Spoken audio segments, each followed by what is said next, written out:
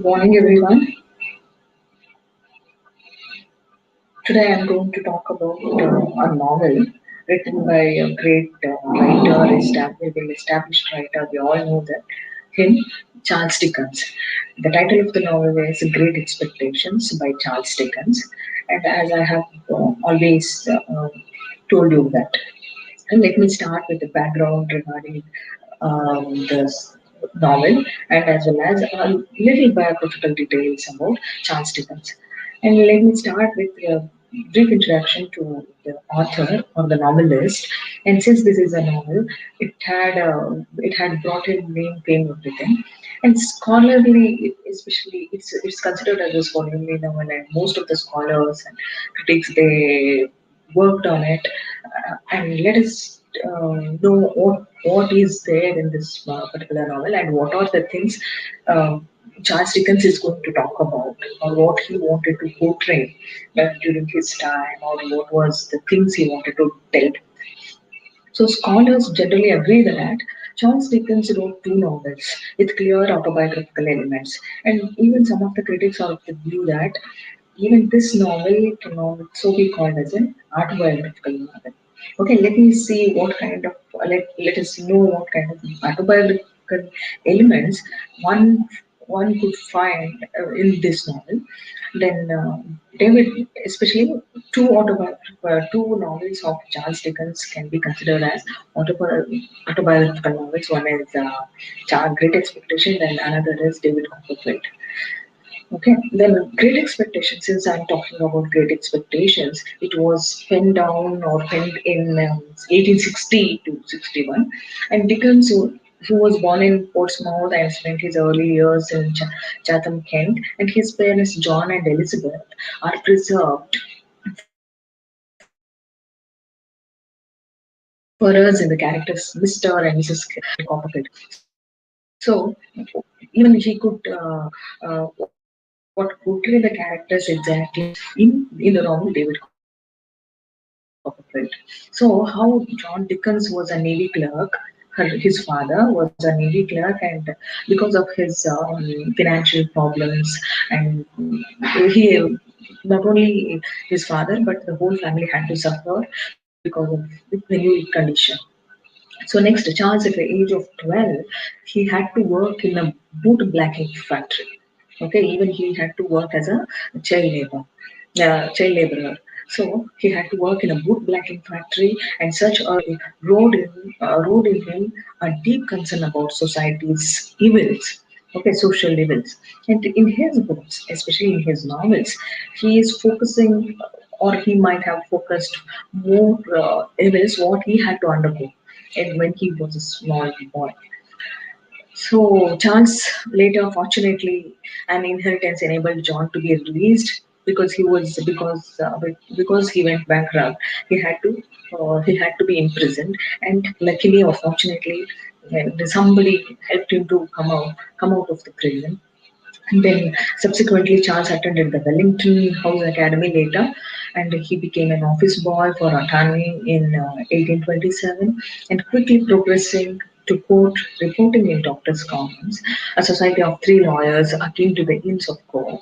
And here we could see that Dickens gained valuable experience as a parliamentary journalist and also experimented with so many sketches. Okay, each of his novels, especially he went moved novels, each of his novels was published in a serial installments before appearing in three volumes. One is the Pickwick Papers, which was published in 1836, then which brought success as well as some financial support or security for Charles Dickens. In 1836, again a very important event took place in his life. Dickens married Catherine Hogarth, and the couple had 10 children. However, in his 40s, he became deeply attracted to a young actress named Ellen Nellie Ternam and separated from his wife in 1858. This is not so important, but just for your information.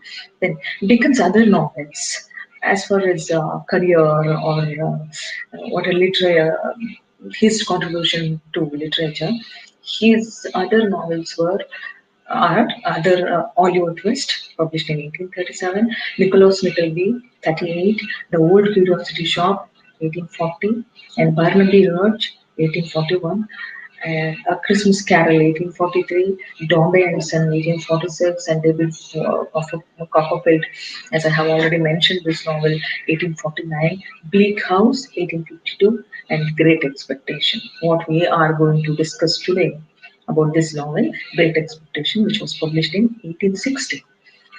So, this is the brief introduction regarding our author. Okay, then regarding the story of this what author or this novel, we should have something. Even it has some impact. The society also has a greater impact on him. While he was portraying or while he was narrating a story and writing a novel. And Dickens' success or his success as an author or a novelist led to the purchase of house at Gad Hills in Chatham, and he wrote A Great Expectation against a backdrop of places he knew from his childhood. That's what the critics are of the opinion that Great Expectation as well as David Copperfield can be considered as autobiographical novels of Charles Dickens. Okay, hope you are all following me. And he wrote Great Expectation against a backdrop of the places where he brought up. Got it? The chronology of the novel covers 1820 to 1840. The narrator, here in this novel, we have a narrator, the protagonist of the novel. Protagonist means he has to be the central narrator as well as he is the central character and who narrates us the story. So the narrator, Philip Perry, known as Pip. Okay, no need to what remember. You should remember. This is for your information. If you call him as Pip, it's okay. His full name is Philip Philip, and he is known as Philip Philip, known as Pip. Recalls his upbringing by his severe sister, very strict sister, and her genial husband, blacksmith Joe Gargan. Okay, two important characters. One is with the central character as well as the protagonist. Then he was brought up by his sister and brother-in-law Joe Garvey. He is a blacksmith, and that too in a marsh country. This is the term you should be remember when you start answering your questions in your examinations. So, as Dickens had lived near the Kent marshes, and he was able to convey the scenes convincingly. So, the central character it situates when the novel opens, he tells us that where he was born in a country called in the Marsh country. The early part of the novel is set during a period when prisoners were sometimes kept in ships called hulks, okay, then moored in rivers. So the stunning opening sequence, the opening scene is very interesting. This is also sometimes you may get it for 5 marks. The opening scene of the Great Expectation, okay, the beginning of the novel, like that. So this, we have a stunning opening sequence which takes place in a graveyard on a memorable raw afternoon towards evening. Got it? He mentions like this. So the young Pip, aged around 6 to 7 years, encounters an escaped convict. His name is Abel Magwitch. See, he is also one of the major characters in the novel. See, this is a quite common features or characteristics of Dickens' novel, where he portrays so many characters. His novels have many characters, many important characters. So Pip is a central character. Joe Gargery is also a very important character, although his sister plays a minor role. And Abel Magwitch, this is also a very important character, one of the major characters. So in that afternoon, he encounters an escaped convict named Abel Magwitch. Later, he becomes his benefactor in when Pip wanted to be a gentleman. Okay, so later on, Pip procures food and a file for him because Abel Magwitch, he is a convict. No, he threatens this small boy, saying that if you don't get me food and file to open his car, then I'll eat your little fingers like that. It's quite common. No, small children they scared of strangers, and the two when this stranger is threatening him like this, then imagine his what would be his plight. So Pip finally he is successful to procure food and file for the convict. Although the convict is recaptured and transported to Australia, he never forgets the boy. So a local recluse, the eccentric Miss Havisham, this is also one of the important characters you should know. The eccentric Miss Havisham summons Pip to pay visits to Satis house. See, this Satis house is also very important because this is the place where Miss Havisham lives with her adopted daughter Estella. Got it? So, Satis house, you may get it for short what were short questions for 5 marks. Pay visits to Satis house. Then she is like some ghastly wax work at the fair, or a skeleton in the ashes of a rich dress. This is how people narrates him or compares Miss Havisham to these two. So in his eyes, she looks like some ghastly wax work at the fair. You know the meaning of it. Or a skeleton in the ashes of a rich dress. So Pip is entranced by her ward, an ice maiden called Estella, who always who used to humiliate him, embarrasses him profoundly by disdainfully denouncing him as coarse and common. So when Pip is old enough, Miss Havisham pays for him to be apprenticed as a blacksmith.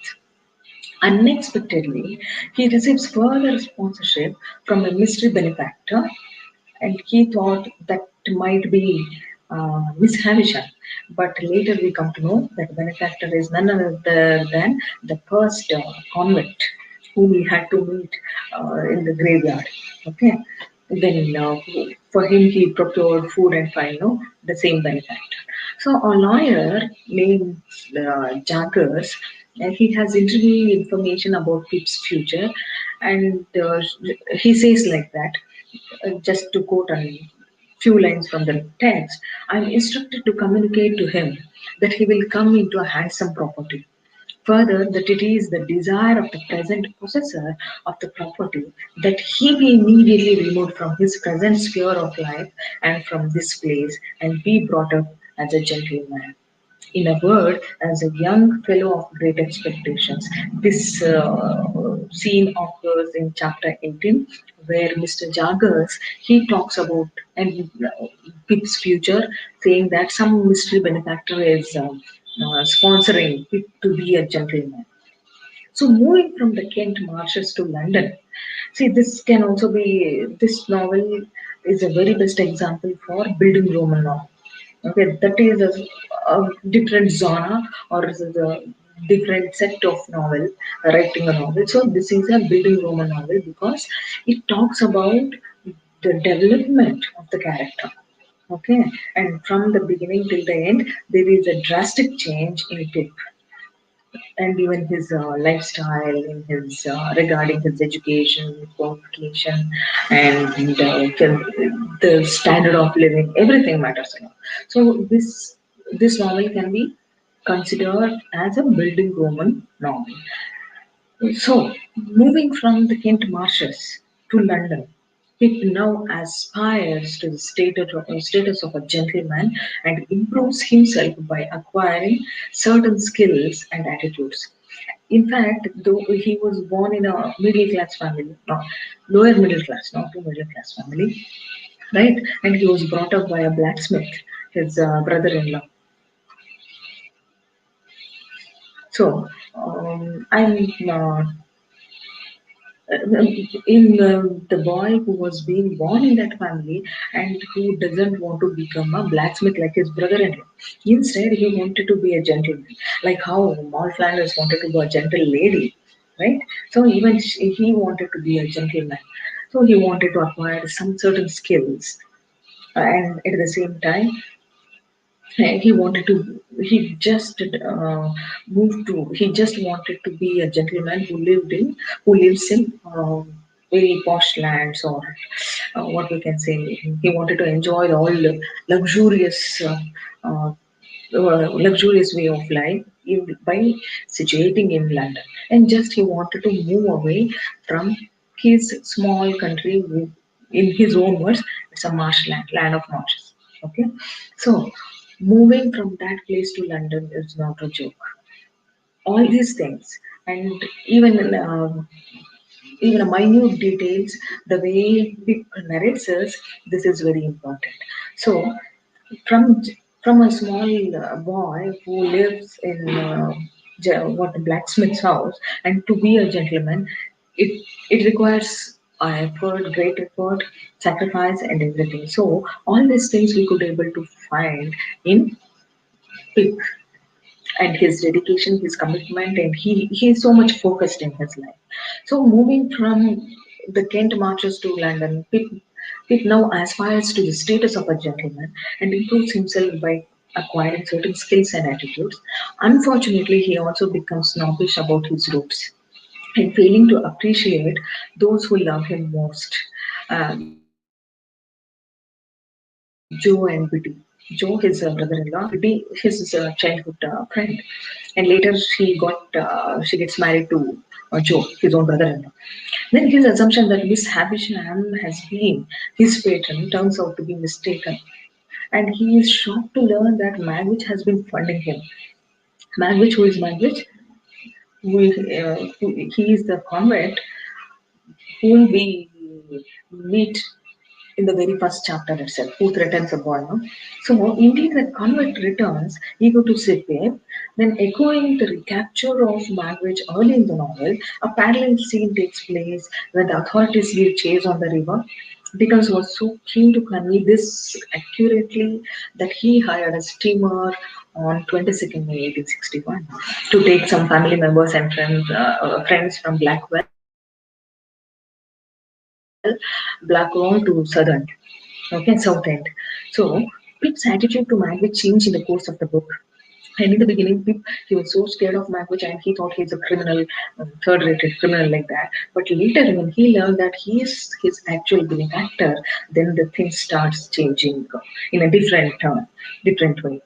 So Pip attitude to Magwitch changes in the course of the book, where in chapter 54 he says, "My repugnance to him had all melted away, and in the hunted, wounded, and shackled. Once again, yeah. My repugnance to him had all melted away, and in the hunted, wounded, shackled creature who held my hands in his, I only saw a man who had meant to be my benefactor, and who had felt affectionately, gratefully, and generously towards me with great constancy through a series of years. I only saw in him a much better man than I had been to Joe. So he thought Joe was his benefactor, and later Miss Havisham might be his benefactor, but his actual benefactor was the convict. So he was recalling those days for the first time when he met, and he thought he was not a good boy or man, and he is so cruel like that. But later, he himself, uh, what what we can say, he describes him like he is very affectionate, very grateful, and generous man because who have been sponsoring me for all these years to achieve my goal or to fulfill my dream, like that. So then, when Babbage is sentenced to death, again Magwitch was taken back. Okay, he had to he was caught up by the police, and again he was imprisoned and he was sentenced to death. Pip stays loyal to him because at that point of time he knows, no, he comes to know that he is the real benefactor. So ultimately he becomes a humbler, wiser, and a very kind person, realizing that what it means to be a true gentleman. Okay, then let us know the style or genre of this novel. And the writer, especially the author or the novelist, he uses dual narrative perspective. First, the first person narrative, the mature adult Pip looks back over his life, reflecting upon his experiences and making perceptive judgments about himself and others. And at the same time, his recollections of childhood are graphic and intent, somewhat like animated version. It's coming, keep coming. They're all keep coming into his minds like a graphic picture. Then drawing to the readers, and he just wanted to narrate a story in, as though we are watching a cartoons or a graphic and intensive drawing. In the reader feels like that. Then young Pip's voice comes through as he describes incidents from his formative years. The novel can be classed as a buildings roman, I have told you already, a novel of education and development.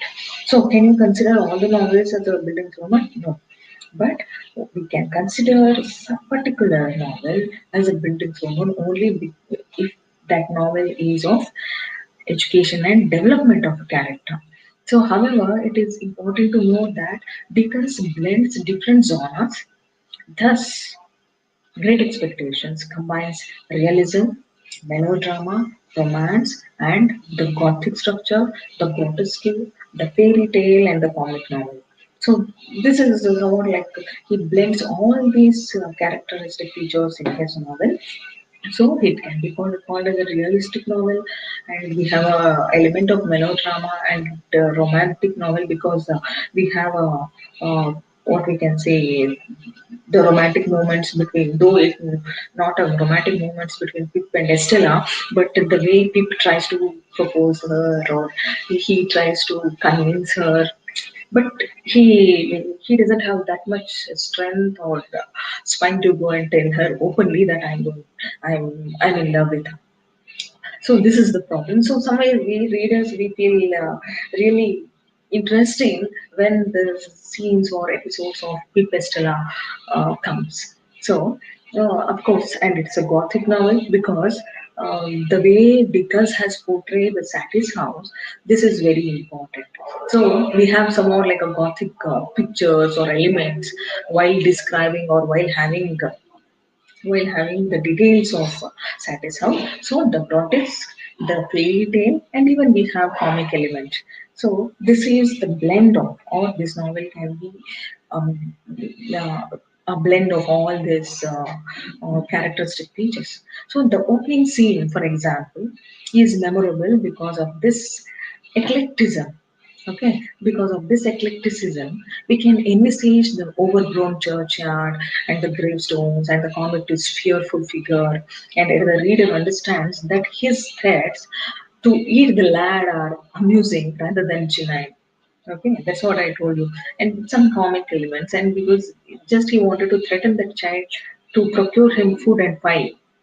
Then the at home scene, there are please go through this novel. It's a very interesting novel, beautiful novel. One, you have to read this novel to enjoy each and every dialogues and the scenes and episodes.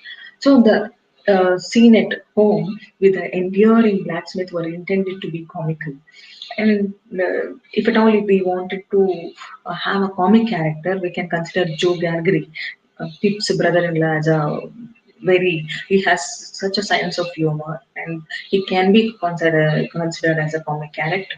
And in that particular scene, at home in that episode, we can have a comical element in Joe's character. So, in the life of Charles Dickens, biographer John Foster noted that the author's explanation about Pip and Joe's relationship like this. I have made the opening, I hope in its general effect, exceedingly drawn. I have put a child and a good natured foolish man in relations that seem to me very funny. Interestingly, there are gothic nuances and links to Mary Shelley's Frankenstein, which was published in 1818. So, in chapter 40, Pip's distaste. Okay, now in chapter 40 is also very important because Pip's distaste for his benefactor marriage recall Victor Frankenstein feelings that the imaginary student pursued by the misshapen creature he had impiously made was not more wretched man I pursued by the creature who had made me, and recoiling from him with a stronger repulsion, the more he admired me and the more fonder he was to me. So here Dickens appropriates and he remarks the Frankenstein story And in uh, that book, how he compares himself to both the creator and the creature. So, as I have already told you, this novel earlier it was not published in a book form, but it was in a serialized form.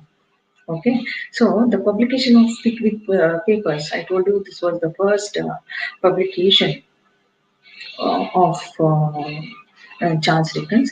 So, the publication of the Pickwick Papers had proved very attractive to readers, and Dickens continued to promote serialization. And Great Expectations originally came out in short installment. I told you from December 1860 to August 1861. So, in all these years and all the year round, a weekly magazine edited by Dickens. So he was writing in an installment like, and when it was issued in 3 volumes, it went through 5 editions in just 1 year. So in America, the novel was serialized in Harper's Weekly. Like while he was writing here, even we could find nowadays that web series compared to, and it is giving a challenge to cinemas like that. So in an installment, and then serialization made literary works were more affordable and readily accessible. So there were some drawbacks from an author's perspective because it was usually essential to meet rigid deadlines and to compare to the episodes of modern soap operas.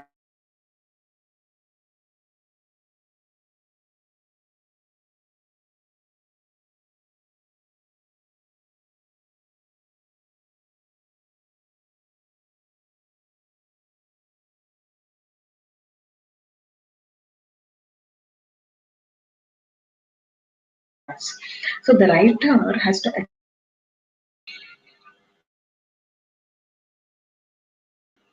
yeah, some network problem maybe.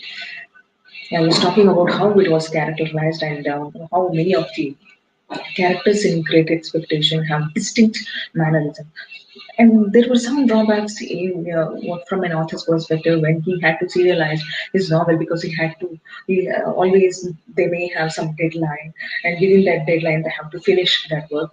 Dickens had faced all those what hurdles while being a writer. So the separate parts of Victorian novels can be compared to the episodes of modern soap operas, and the writer has to achieve a convincing illusion of reality. And many of the characters in Great Expectations have distinctive mannerisms and verbal or physical in nature to keep them fresh in our minds. An example like how Mrs. Joe's reputation for bringing Pip up by hand. So brandishing her cane, tickler.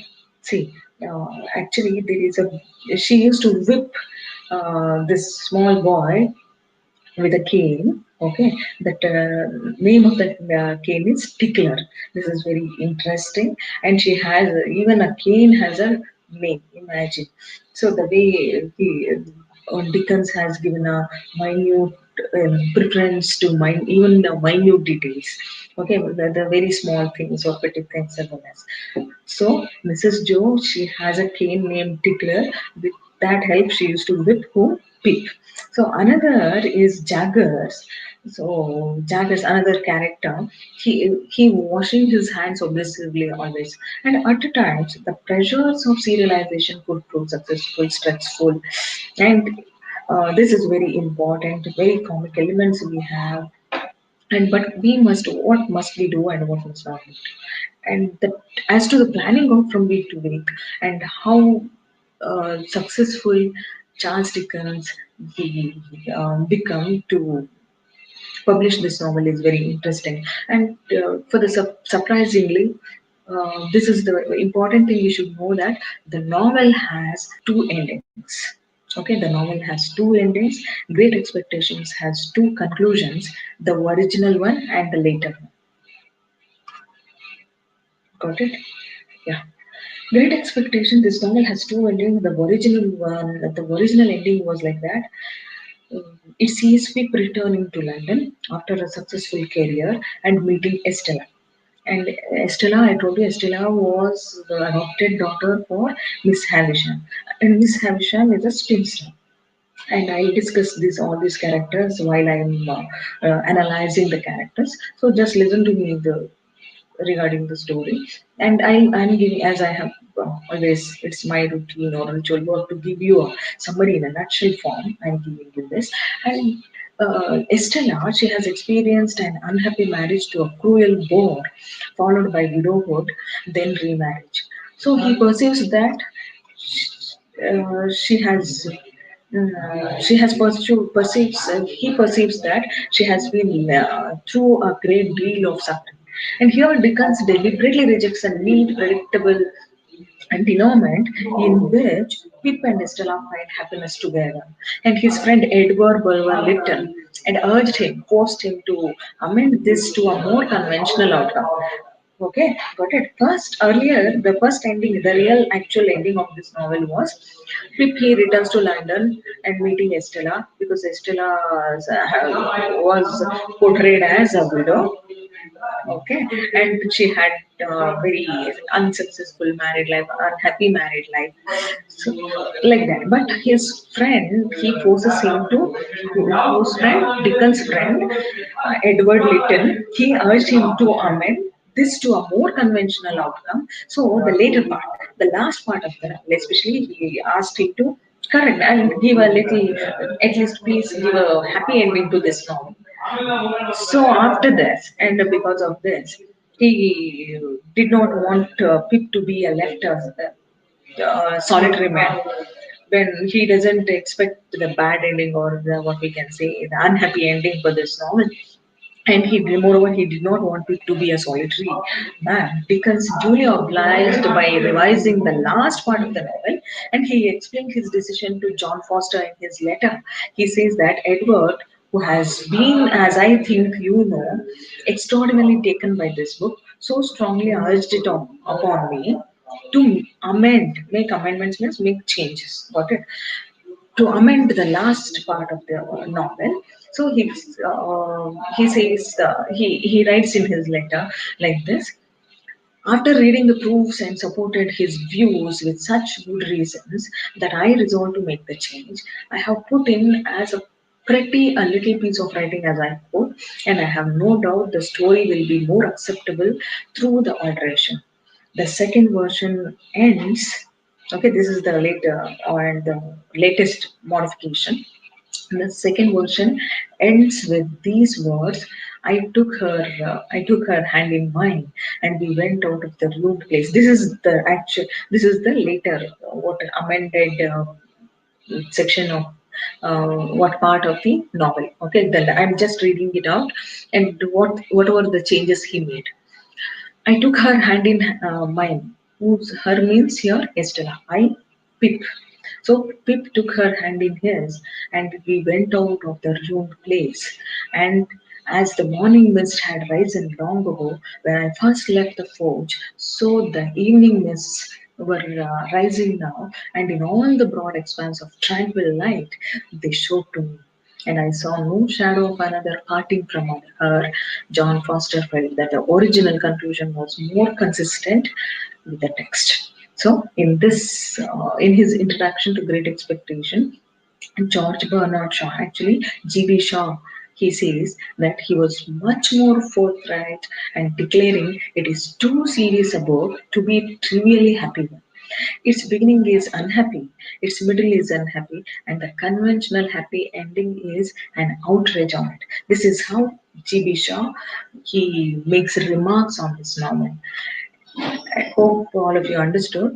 And as this reading regarding the critical reception of this novel or analysis of this novel goes like this: this novel, it works on a number of levels as a critique of Victorian society, and as an exploration of memory and writing. And however, and as even I have told you, this can be a realistic novel, this can be a psychological novel, because the writer deals with the psychology of a child, right?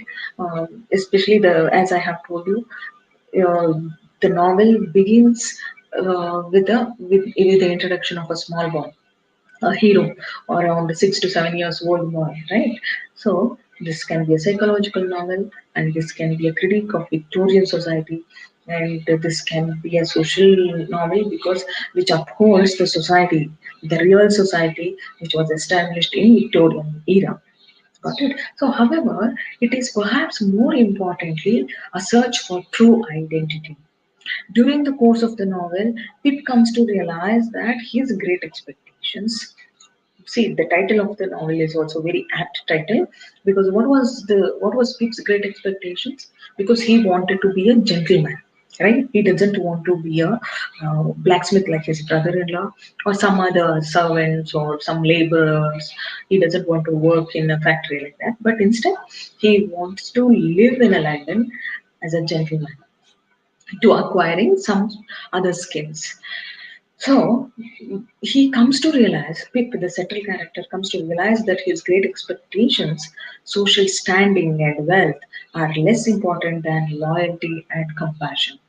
The man or the boy who had this focus or this ambition, later part of the novel, he realizes that even loyalty and compassion is much more important than social status and wealth. So finally, Great Expectation was also noted for its blend of humor, mystery, tragedy, yeah, humor, mystery, and tragedy. So in the original ending of the work, Pip and Estella were not reunited, but later there is the modification. Okay, in the latest conclusion, we could find that it has a happy ending or the reunion of Pip and Estella we could find, and the two after Dickens was persuaded to write a happier conclusion. So, hope you have understood that how the novel goes. It starts with 7-year-old Pip. He walks through a churchyard on a cold grey day before Christmas, so visiting the graves of his parents. And he lives in the marsh area of Kent, where the river Thames meets the sea. Orphaned as a boy, and he lives with his sister. What's his sister name? Georgina. Okay, who is 20 years older than him, and her husband Jude is 10 years older than him. And her husband Jude is a village he is a village blacksmith. Suddenly, a great iron army escaped from the nearby prison ships called the Hugs. I told you Hugs earlier. The prisoners used to carry in ship. So the convict has escaped from the nearby prison ships called the nearby. He was yeah.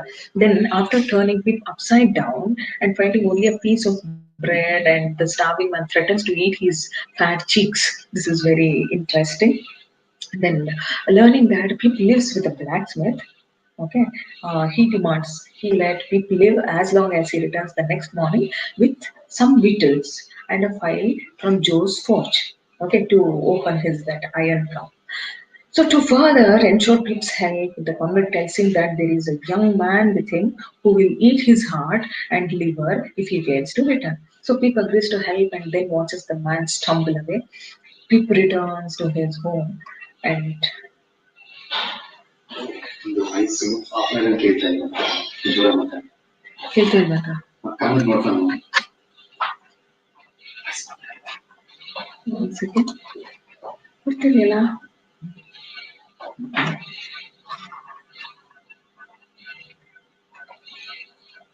ಕರೆಕ್ಟಾಗಿದೆಯಲ್ಲ ಸ್ವಲ್ಪ ಜೋರಾಗಿದೆ ನೋಡು ಸ್ವಲ್ಪ ಜೋರ ಮಾಡು I checked my mic as well. Class ಚೆನ್ನಾಗಿದೆ ಅಂತ ಇವಾಗ voice ಕೇಳ್ತಿಲ್ಲ sir ಮೂರು ಸಲ Okay. ಮಾಡು ಸ್ವಲ್ಪ ಜೋರ ಮಾಡ್ಯಾ Yeah, yeah. Maybe one second. Maybe ತುಂಬ ಟೆಕ್ನಿಕಲ್ ಪ್ರಾಬ್ಲಮ್ ಅಂದ್ರೆ ನಂಬರ್ ಬಂದ್ಬಿಟ್ಟಿದೆ ಚೆನ್ನಾಗಿದೆ ಇಲ್ಲ, it's okay, but okay. Yeah, I manage. ಹೇಳಿ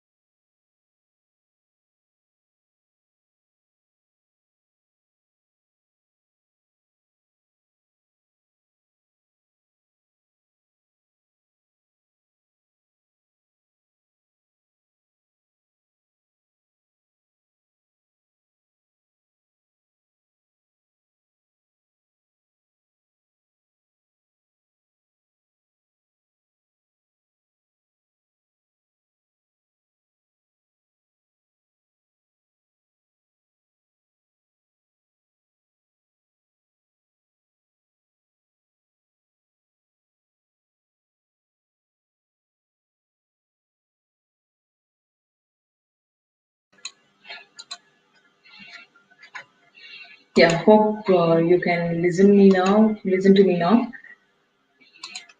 Sorry, because of some network issues, it was not audible, it seems. And am I audible now? Can you please tell me if you finally able to catch me what I'm saying?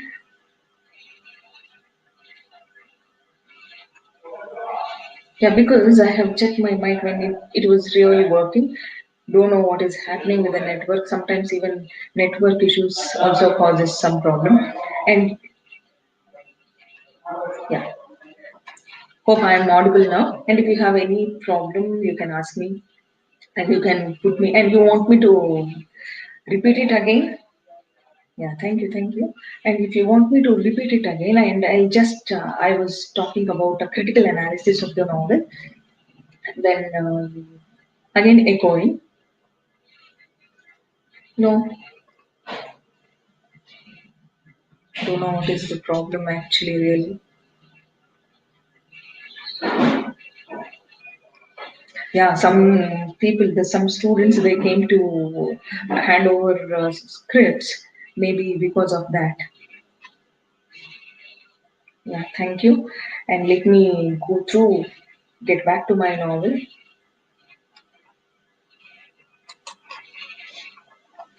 As I was giving you a summary in a capsule form, as a 7 years old, Pip walks through a churchyard on a cold grey day before Christmas and visiting the graves of his parents. He lives in the marsh area of Kent, where the river Thames meets the sea. Orphaned as a baby, he lives with his sister Georgina. I told you, now his sister, he has a cane to mend him. The cane, the title of that cane, even she has kept a name for that cane. That name is Kettler, right? So the village, especially the convict, has escaped from the nearby prison ships called the hulls. And after turning Pip upside down and finding only a piece of bread, the starving man threatens to eat his fat cheeks, which is very interesting. Learning that Pip lives with a blacksmith, and he agrees to let Pip live as long as returns the next morning. Hope you're. Am I audible now? Not understood. My kid's working. Don't know what is the problem. Okay, wait, I'll leave the studio and I'll re-enter it. Maybe then it works.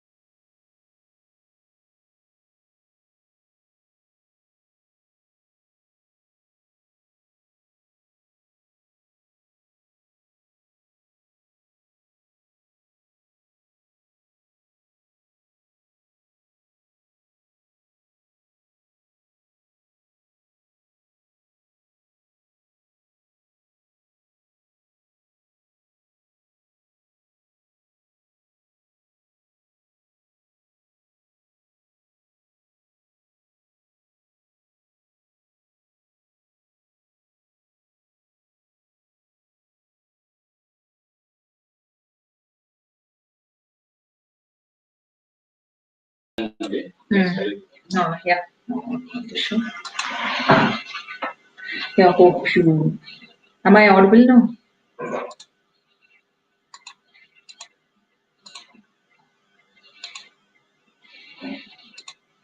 Hope I am audible.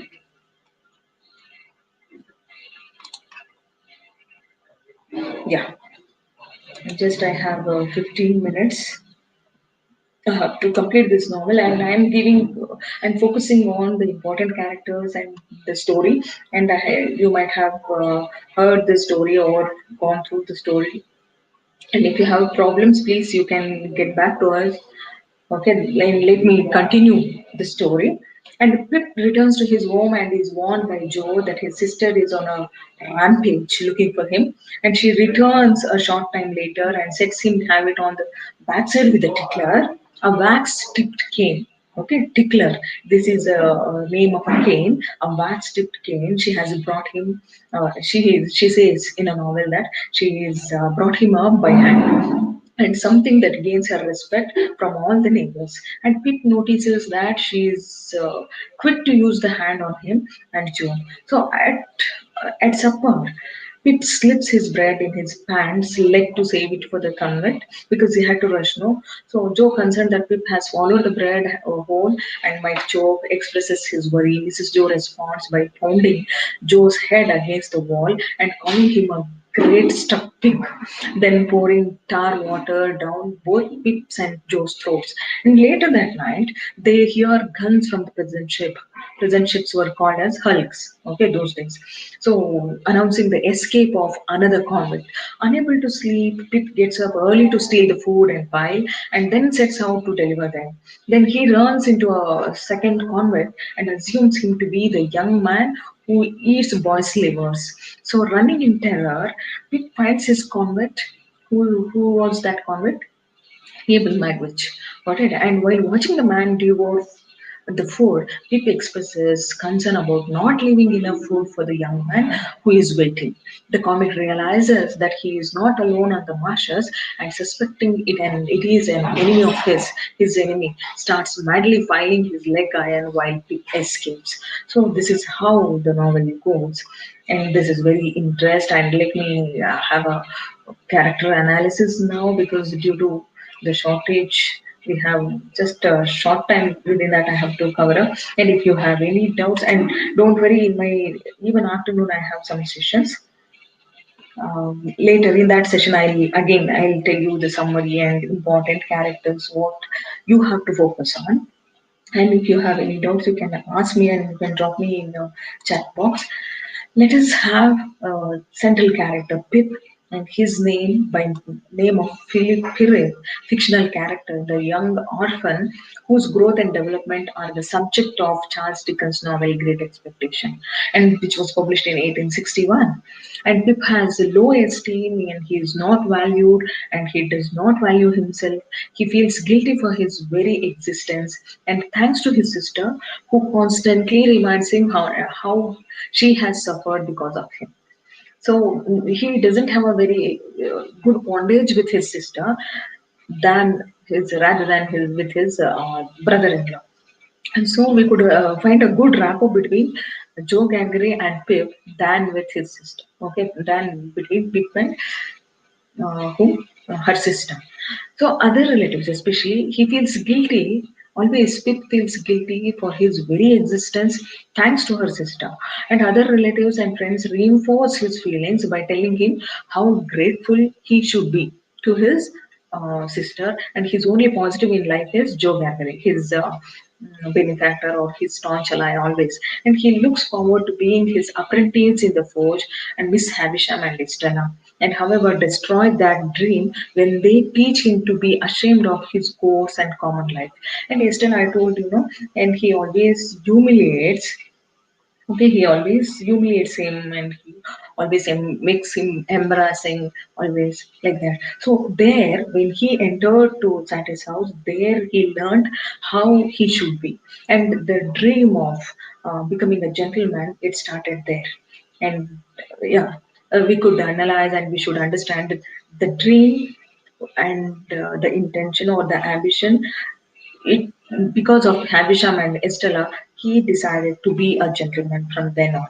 And however, though they did destroy his spirit, but still, somewhere indirectly, it was a blessing in a disguise. He made up his mind to be a gentleman. And their influence, coupled with his low self worth and his sister's messages about wealth and security, fuel his desires, ambitions, and snobbery.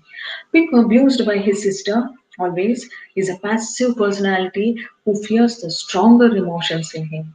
And he rarely shows power, passion, or self determination, reacting instead to those around him and living his life as a dreamer. The fantasy world of Satie's house feeds that part of him and shut from the light of the day, and Miss Havisham lives in her strange world always. And Pip responds to this and preserves the world by keeping the light of day and questions his sister and Pumblechook. This is also a very minor character, not major character, but plays a major role.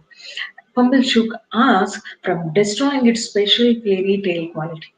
The world is something that is his, and it holds his only passion in life. The fairy tale princess he desires was Estella. And I told you Estella is also one of the major characters. And for Pip, she is Barbie girl. She wanted to propose her, and she can be the fairy tale princess. So in that world, there are things he has never seen: beauty, wealth, polish, power, everything. And so both Estella and Miss Havisham used to dazzle him always. So, in Pig, the reader sees several of the themes of the novel: obsession, desire, greed, guilt, ambition, wealth, and good and evil. Pip leaves his state of childish innocence and grace and descends into sin on his quest to gain his desires. He wanted to be a what I told you, a gentleman, and he wants it all, and he wants no caste. At Dickoris does not make him totally bad or a dumb character. Instead, leaving the truly good qualities asleep underneath. They surface as his guilt over his snobbery to Joe and Biddy, over dragging Herbert into debt, and about trading Joe for a convict's money. And even during his worst moments, Pip manages to show some good qualities. As for example, when he sets Herbert up in business and he wanted to help his friend, and his road back to grace starts when Magwitch reveals himself as the source of Pip's rise in social stature.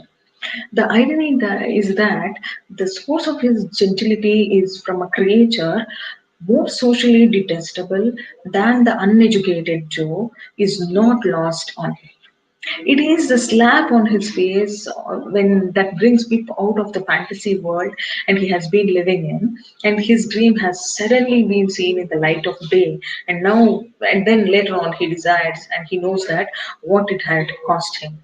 So he comes to know, as I told you, that more than social status and the luxury, the loyalty and compassion is worth more worth than the worth qualities one should inculcate in oneself.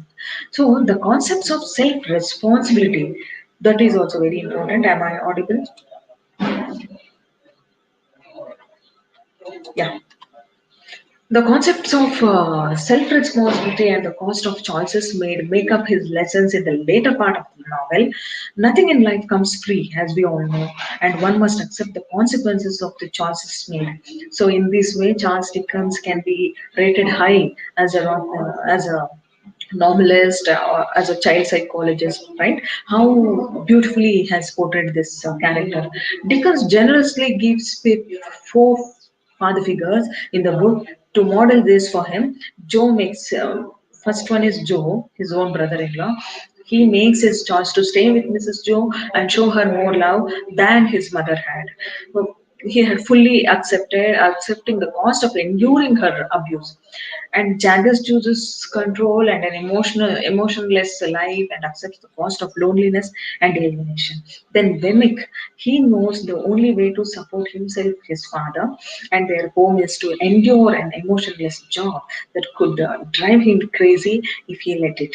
And he accepts responsibility by keeping all this work and home life separate and knowingly accepts and pays the price for his actions. And finally, fourth father figure was Magwitch.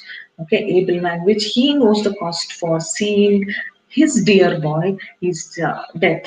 Okay, and makes his choice to go to England anyway, and he sponsored indirectly, like without coming to the notice of Pip. He sponsors him, and he becomes a benefactor for Pip to be a gentleman.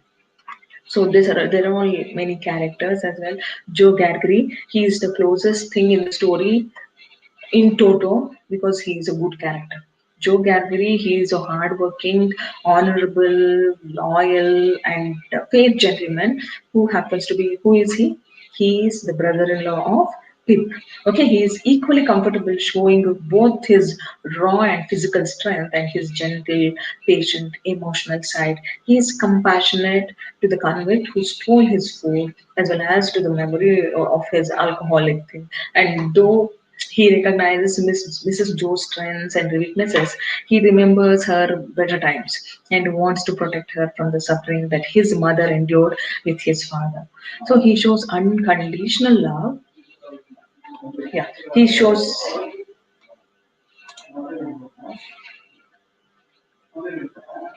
Yeah, he shows unconditional love where towards Pip, and he supports him than her husband, than his wife. Sorry, he shows unconditional love, support, and whenever Pip needed.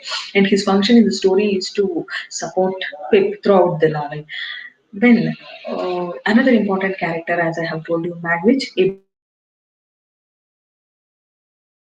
Magwitch, and he is a young man, very able character in the beginning of the novel, and which is what Joe would have been if Joe had been ruled by his passions and reacted to life instead of taking responsibility for his choices. And Manwich, he is another, as I have told you, that he is another father figure for Pip, and showing both what happens with bad choices, right? And how you can rise above them. And during his rough childhood, even see, all the characters have their own backgrounds, and only when you read this novel, then only you could able to understand. So the hidden good has a chance to come out, and he remembers the generosity of a small boy. Who is a small boy? Referring to Pip. And feeling the bond of powerlessness and victimization they both shared as convict and child. And he recommits in his life, and he wanted to help that poor boy once who had helped him. And through the help of a lawyer, he realizes what the dream of who's a kid, and so he wanted to help him, and he wanted to be the benefactor of it to make his dream realize. Got it? This is the important thing you need to know. Hope you have understood it. And another, there are many characters, important characters in the novel, and please go through it. Go through the novel, and if you have any doubts, you can come back to me. Then Miss Havisham is also very important. I wish to discuss this. Miss Havisham is one of the most strange and grotesque character in this novel, and she can be considered as the wicked witch. Okay, and she can be considered, and the way of dressing herself, everything looks strange. And so she is considered as a wicked witch of the fairy tale. And in adopting Estella, she seeks to protect the girl from the hurt she herself had suffered. And that intention, however, degrades into her training Estella to take or to avenge on all the men folk like that. So she trains Estella to love no one and exact always avenge men. And Miss Havisham was proud, beautiful, passionate, and very headlong lady or headstrong lady, and that things compete and come used to against her. Always Compison is another minor character, and who once upon a time had ditched her when she was young. So she wanted to, only because she had to she was being ditched by one man. She thinks that the whole men in the world are like that. So she prepares Estella to avenge other men for, and then she trains her, and she gets somewhat kind of vicarious pleasure whenever she sees Estella hurts Pip. This is quite a different thing. And please read the episode of Satis House. That's very important. So deeply hurt, reeling from the loss of control, she felt. Miss Havisham felt by the betrayal, and determined to regain both control and self-image. Miss Havisham chooses her lifestyle, and she makes her lifestyle in a different manner. Okay, let me stop and I'll continue.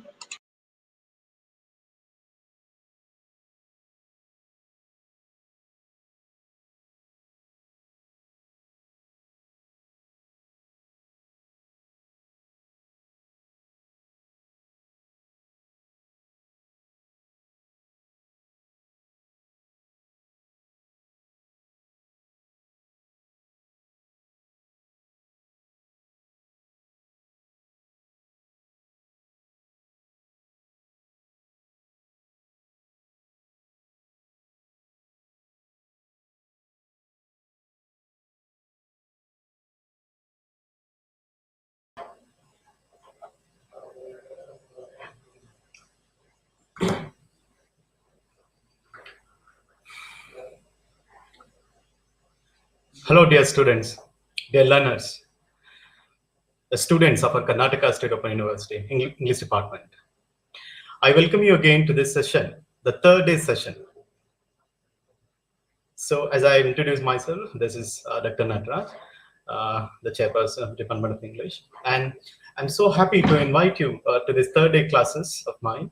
And today I'm going to take up the third paper, the course 3, the Restoration Literature. The Restoration Literature,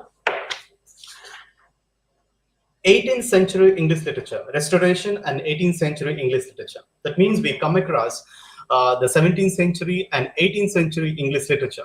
Yesterday, we were all studied the 15th to 16th century literature, Dr. Faster's, Christopher Marlowe's, and now we are in 17th to 18th century English literature, where I'm going to take up a very significant, a very classic, which represent the entire Restoration period. That is the Rape Epilogue by Alexander Pope. Hope you all have remember. You can, most of you have written your assignment on this mock epic. Are you able to listen me? Am I audible to you all? Okay, some of you are testing. Yes, very good morning, Panchai, Rakash, and all of you are here. Very good morning to you people. Oh, am I audible? Is it clear? You can just say yes or no. Or if I'm audible, yes, thank you. Now, coming back to the text, today's text, that is the rape of the lock. The term, the rape, meant to be lost the chastity, you're aware of. The lock, L-O-C-K, the term signifies the hair, the curl hair. Generally, the women they do live here, the curly hair. We can see in the ancient movies, then we can see how the actress, they would leave a lock. So the rape of the lock.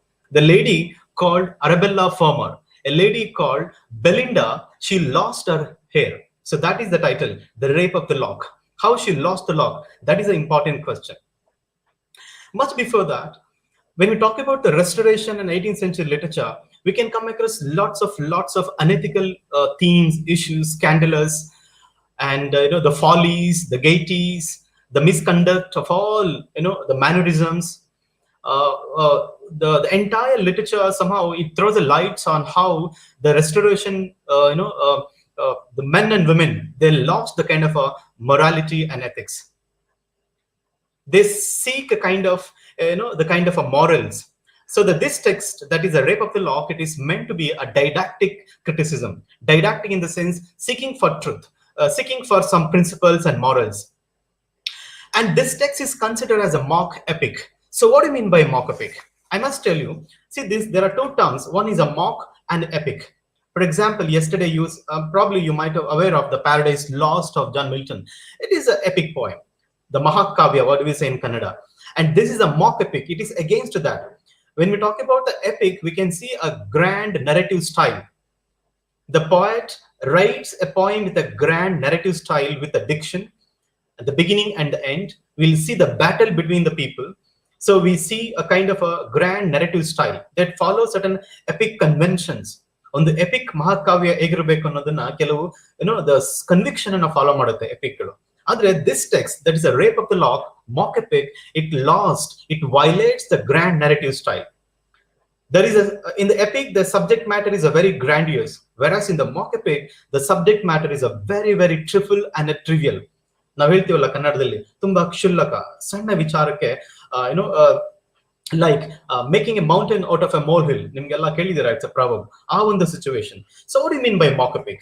Mock epic or mock heroic poem, which is the rape of the lock of today's class.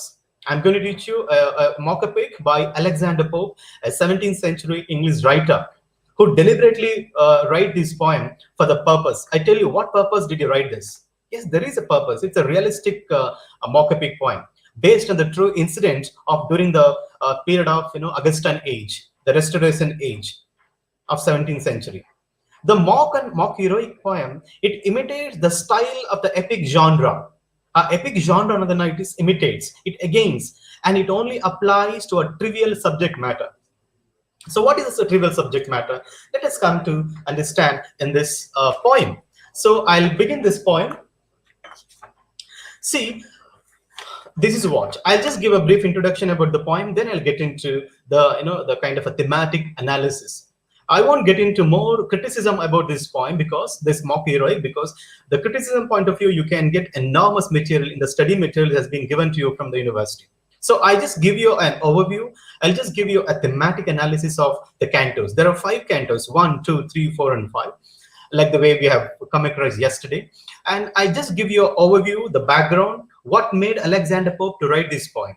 What is the story behind, the background of the text? See, the rape of the lock describes a trivial incident of a real.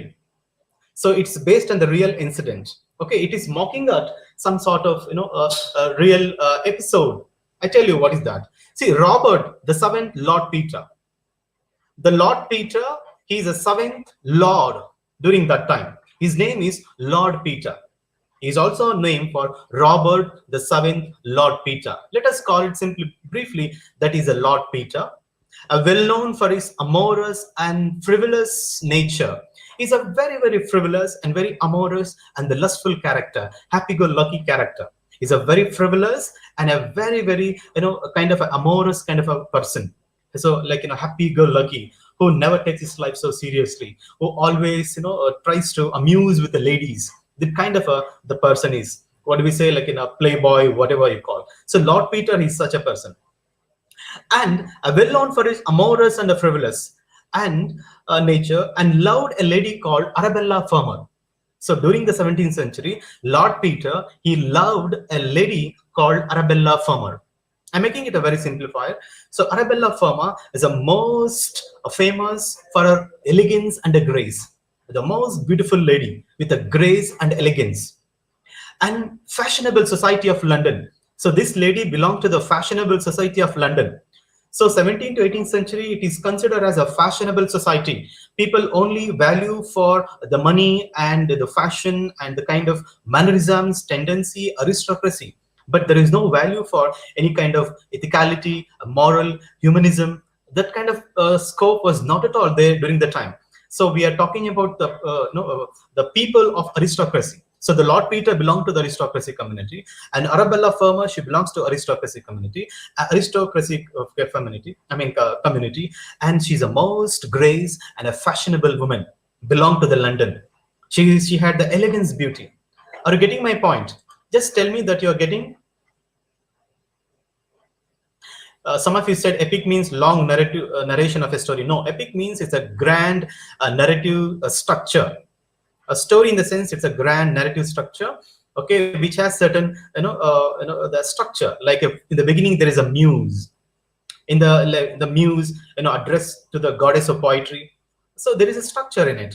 Okay, coming back to so after that, he snipped off a lock of her hair and offended her because she did not respond to his lover. What this Lord Peter did, he cut the lock of Arabella Farmer. He cut the lock of Arabella Farmer because Arabella Farmer, she did not respond to his proposals, as she did not accept his love proposal. Whereas Lord Peter proposed her many times, and whereas she did not, put any kind of prominence or importance to him. And one day, and he cuts her lock. Lock in the sense, hair adu. Generally, the women of the aristocracy, they would live here as a token of their beauty. If they leave a lock here, that means a long hair here, and that means that indicates, that enhances the beauty. It's an augmentative quality that the beauty will be enhanced. So what Lord Peter did, that adan cut madbena, let me just cut off the lock, and he cuts the lock of Belinda. And that is a crime that he has committed. That is a mistake that he has committed. And this is the subject matter here. And then cuts the lock of her hair and offended her because she did not respond to his love. And then this trifle incident gave rise to a serious quarrel between these two important families. So Lord Peter families and Arabella families, they met one another. They quarreled each other. So it is a background. This I'm talking about the kind of a real incident which happened. Whereas in the poem, the names are different. Lord Peter name is a Baron, and Arabella Farmer name is Belinda. So I'm talking about the real incident which happened. So I'm just talking about the background. Okay, I'm not getting to poem so far. I just get into the poem later on, or once I just complete the background, because the background is very important in this poem. And then, so the two families are in rivalries. They are in a hostility. They're in a malice. They're on a loggerhead to quarrel each other. So somebody has to pacify it. Somebody has to mitigate the situation. Samadhana madbeki ಒಂದು situation ಅನ್ನ ಯಾರು ಬರ್ತಾರೆ ಇಲ್ಲಿಗೆ? Let's see. And what happened? It caused a deep stir in the Roman Catholic Society of London. When these two families, they're in a loggerhead. ಒಬ್ರೊಬ್ರು ಜಗಳ ಮಾಡ್ತಿರುವಂತಹ ಒಂದು ಘಟನೆ ಏನಾಗುತ್ತಂತೆ, it created a kind of ill atmosphere in the entire Roman Catholic society of London. Roman Catholic London ಅಲ್ಲಿ ಏನಾಗುತ್ತೆ, it created a lot of ruckus and a havoc, and people are always in a loggerhead. And then what happens? And because both the Peter and the farmers belong to it, and what happened? The family friend, the John Carroll, a common friend of both the families. ಒಬ್ಬ ವ್ಯಕ್ತಿ ಬರ್ತಾನೆ, John ಕ್ಯಾರಿಲ್ ಅಂತ ಹೇಳಿ. What does he do? What is he? He is a close acquaintance of both the families. Oh, Lord Peter family and Arabella Farmer family. He's a close aide, close friend of these two families. What does he do?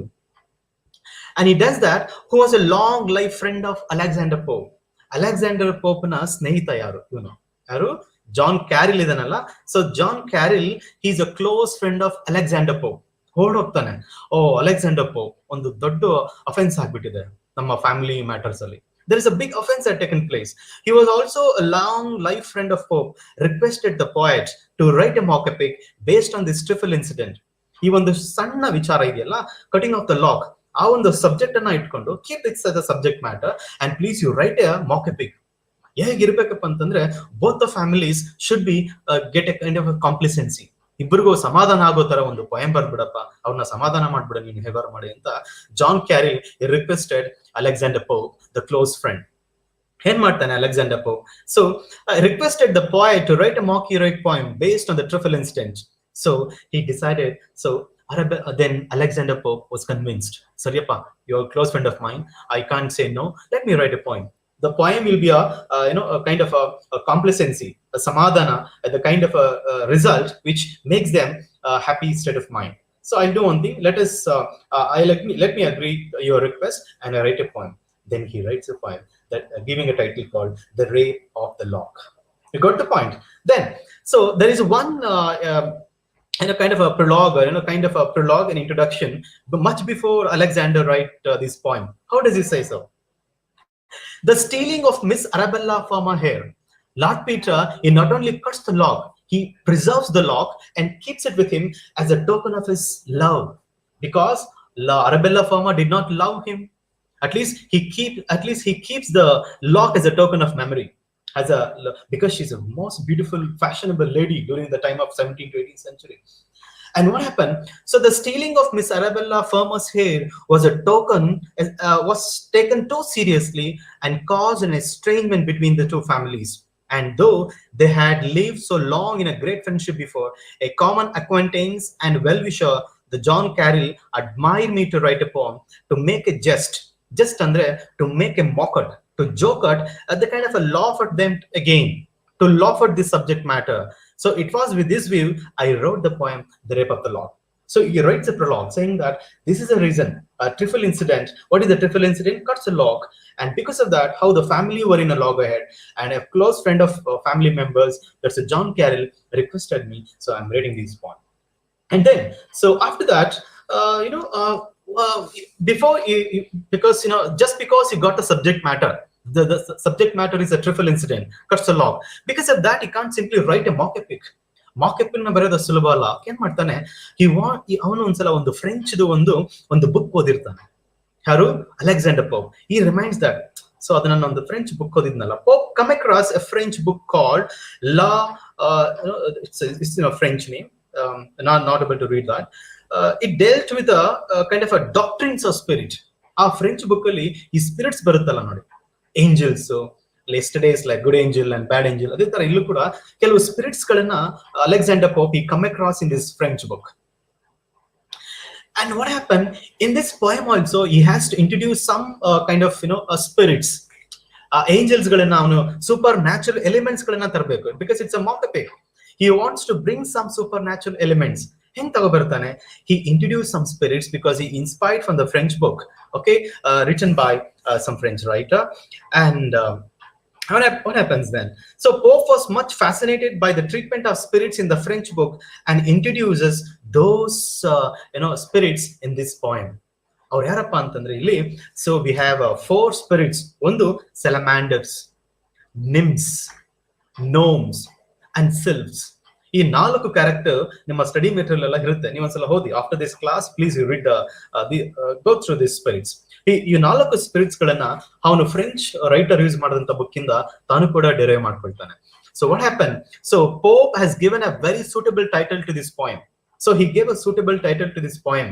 It clearly points out that Belinda's hair was forcibly cut and taken away by the Baron. And because the Baron took off the lock, and this trivial incident was a cause of great hostility between the Peters and the Arabella Firma's families. This incident is the main subject of the poem, hence the title is appropriate. Look at the title. How is it? The Rape of the Lock. As I told you, the chastity has been lost, the virginity has been lost. The moment she lost the lock, the beautiful lock, she thinks that she lost her virginity, the chastity, as she felt as though being she's raped. So it is the rape of the lock. So the lock, that means she lost her lock. This is the subject matter. She gives a title. And talking about the characters here, most of the characters described in the poem have been identified with one or the other persons in the real life. This is very important. The characters that we come across in the mock epic are the characters are very life characters we come across in our day-to-day life. And then only Clarissa remains unidentified. There is one character called Clarissa. She appeared to be unidentified because her portraiture, or the kind of a character portraiture is a different, because Clarissa ಒಂದು ಕೊನೆಯ ಘಟ್ಟದಲ್ಲಿ ಒಂದು ಮಾತಾಡ್ತಾಳೆ ಅವಾಗ, when the poem ends up, to give a message to these 2 families, those who are very trivial, ಒಂದು ಕ್ಷುಲ್ಲಕ ವಿಚಾರಕ್ಕೆ ಜಗಳ ಆಡದಂತ ಈ ಫ್ಯಾಮಿಲಿಗಳಿಗೆ ಒಂದು ಮೆಸೇಜ್ ಹೇಳ್ತಾಳೆ. ಯಾರಪ್ಪ ಅಂದ್ರೆ ಕ್ಲಾರಿಸಾ. ಏನಂತ ಹೇಳ್ತಾಳೆ? This is what she says, that it is a concluding speech of her Clarissa, saying that charms strike the sight but merit win the soul. Charms strike the sight, so we can see the things by eye to eye, but merit win the soul. Ultimately, the chastity, the virtues are lies in the heart. So the heart is important, not the beauty. Beauty diminishes, but not the virtues. Anta ಒಂದು message ಅನ್ನ ಹೇಳಿದಂತ ಕ್ಲಾರಿಸಾ, she appear here as a messenger who try to reconcile these 2 family members. Who? The Clarissa's words. And come back to Clarissa, and she remains unidentified. And Belinda and Peter are the two chief characters of the poem. So Miss Arabella Firma has been presented as Belinda. As I told you, Arabella Firma, she has been presented in the poem as a Belinda, and the Lord Peter has presented as, the Lord Baron. So please, you keep it in your mind. And then, so she consider a sacred duty to deck her, the kind of with the offering of the world Indian glowing gems and Arabella in Arabia's perfumes. But our character, that's a lot. I mean, Arabella Firma, the Belinda, she had a tendency. ಏನಪ್ಪ ಅಂದ್ರೆ she always decorate herself because she's a beautiful lady. She decorate herself with the India's glowing gems. ಇಂಡಿಯಾದಿಂದ ತಯಾರಾಗಿರುವಂತಹ ಜ್ಯುವೆಲರೀಸ್ಗಳಿಂದ she decor herself, and Arabia's perfumes. She brings the perfumes from the Arabia. So she has that kind of a fascination for all these things. And I haven't gone through the poem yet. I am not coming to the poem yet. I'm still in the background. Okay, listen me. Background is very important to understand the poem. Are you able to follow me now, dear students? Are you able to follow me? Okay, yes. Okay, and then she proudly moves in the company of young lords and ladies. She had this tendency that she every day after she gets up and she decorated herself and she goes amidst of the young people, most in the company of a young lord and ladies, because she's a aristocracy woman, and she had that kind of a tendency. All are attracted by her beauty. She was going to there's one place called Hampton Court. Hampton Court is a place where all aristocracy people, they gather and they discuss. They will have a cup of tea and they will discuss. They talk about all kind of trivial issues, not the serious issue, not the grandish issue. They discuss only the trivial issues. So the Hampton Court signifies that all the aristocracy people would be flocked together and they discuss all kind of mundane issues. So this is one thing. And she'll be always amidst of these people. So all are attracted by her beauty. Belinda's beauty has been attracted by many people. She goes deliberately to Hampton Court to kill the people by her beauty. Okay, and then probably she's more to a current, appropriate even to the current situation if you do come across. And she suffers an account of her extraordinary fondness of parties. She was madly fell in love with all kind of parties. She amidst of all youth and young ladies and all that. So what happened further? Coming back to the Baron, what kind of person is he? The Baron, the Lord Peter, has been identified with the Robert, the seventh Lord, as I told you, who cut the lock of Miss Arabella Firma. He is given all the frivolities to which lords and ladies are of the age were proud of. Somehow, other people, the contemporaries of Lord Peter, are quite happy with the kind of the things which befallen on the part of Arabella Firma, because she has never accepted anyone's proposal so far. And then, so here, I'm just keep this incident in your mind, this the background in your mind. So now I'm going to give an analysis about the entire text, the thematic analysis of the entire text. So now what you understood, Alexander Pope, he write this poem, give a title, The Rape of the Lock, in the 17th century. And here he uses certain supernatural elements like sylphs, salamanders, gnomes, and all that. And here, the John Carroll is the close friend of Alexander Pope. John Carroll requested Pope to write a poem in order to reconcile these two family members, both the Lord Peter and the Arabella Firma, and ultimately this poem is published. This poem is written. So now, shall I get into the poem now? I'll get into the poem. Okay, let me get into the poem now. This is what happens in the poem. The poem begins like this. Say, this is the textbook and The Rape of the Lock by Alexander Pope. I want you to read the entire text. Alexander Pope, The Rape of the Lock. It's a very tiny book. It's around for nearly some 60 to 70 pages it runs, and it's a very interesting. See, here the title is given as a Canto 1. Canto 1, 2, 3, 4, and 5. So unlike yesterday, I won't go by kind of wise. I just give you the entire picture because I have to complete this within an hour, this poem, because the next hours I will also take up another very significant poem, that is the Canterbury Tales, which is for 10 marks, and this text is also for 10 marks. So listen it very carefully. So on the noon, I'll take up another poem, that is the Canterbury Tales by Geoffrey Chaucer. It's a very important narrative poem, long narrative poems of early 14th century. So this poem begins like this. Alexander Pope begins the poems like this. What dire offense, what dire offense from amorous causes springs, what mighty contest rise from the trivial issues.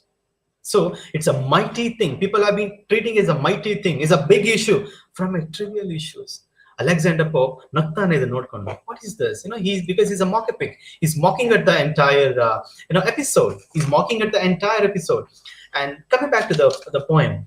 So at the noon, when the sun was accustomed to awaken both the lapdogs and lovers, the moment sun arises, everybody will be awakened, especially the lapdogs and the lovers, because lovers, the people are in love, they will never sleep at all, because always be awakened. They want sun to be arisen, and they'll be ready for the day to take up their coursework.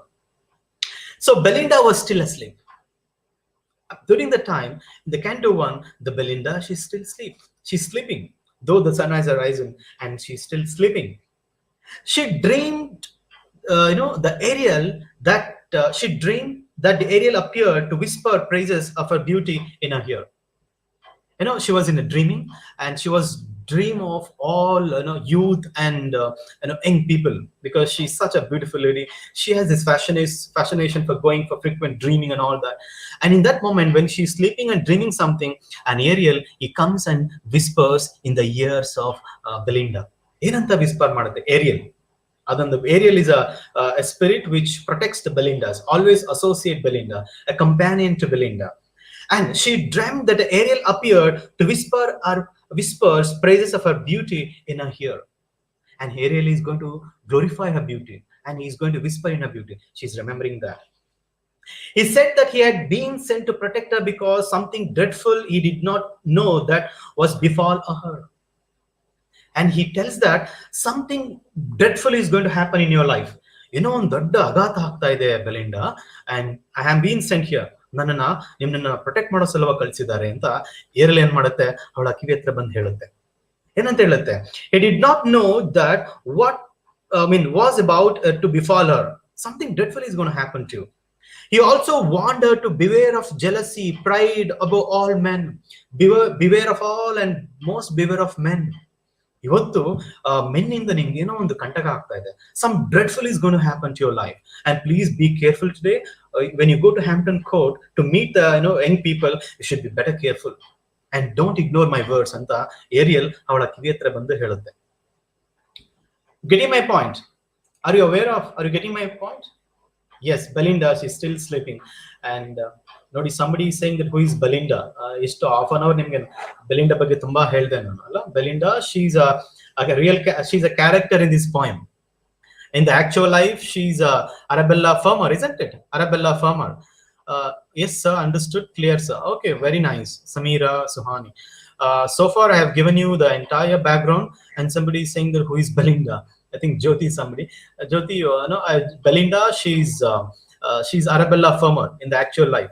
The poem is based on the real incident. I've given you a sufficient introduction about this Arabella Farmer and the Lord Peter.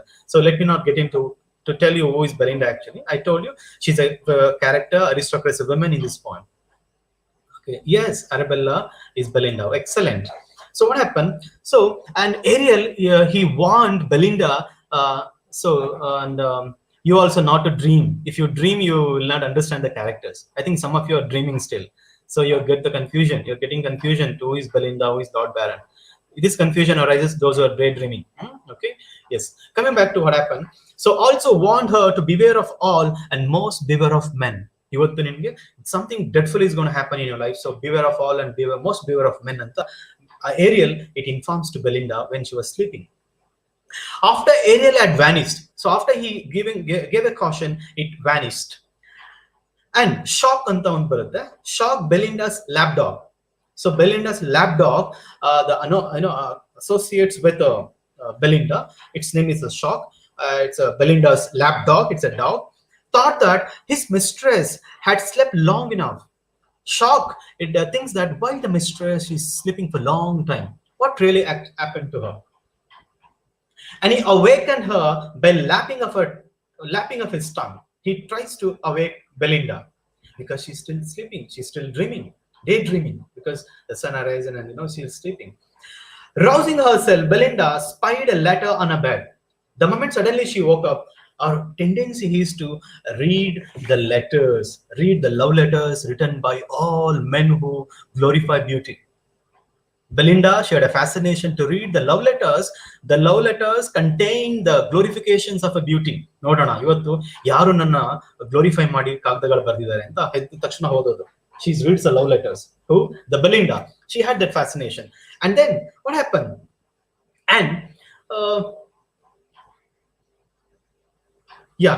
after she reads a letter so promptly and forget everything that the Ariel told. After she reads the letters, she are in memory she diminishes. She forgets whatever the Ariel told her. She should not forget the word that to be aware of men today, because something dreadful will happen to her. And then including the warning to be beware of men. After that, after she read the letters, further the Belinda's aided by her maid called Betty. Belinda, she had a maid, a servant called Betty. Betty always assists Belinda. She aided her and she assisted her. A companion began to make a dressing table. Betty decides, yes, I should keep all the dressing table correct, because the moment Belinda comes, she walks up and after she ready, she'll go to dressing table and she applies all Indian jewels and she applies all Arabian perfumes and she decorates herself. Literally decorate. This is like decorate herself. There is a word. She literally decorate herself with all kind of the perfumes, jewels, and all that. And she presents a mirror to her, because now Belinda, she needs a mirror and she sits in front of mirror and she glorifies her beauty. Adike we have a word called narcissism anta. Narcissism antandre the one who glorifies her own beauty. One who glorifies their own beauty. Look at how beautiful I am. ನೋಡು ನೋಡು ನಾನು ಎಷ್ಟು ಚೆನ್ನಾಗಿದ್ದೀನಿ ಅಂತ ಹೇಳಿ. She goes to in front of the mirror and in front of a dressing table and she glorifies a beauty. Thank you very much. Some of you are saying that your explanation really takes us to 17th century, sir. That's nice if you are, exactly we are in old century. Wonderful, because that means you are giving a justice, to this poem. So she goes, and this is a word that you should remember. That is, it reminds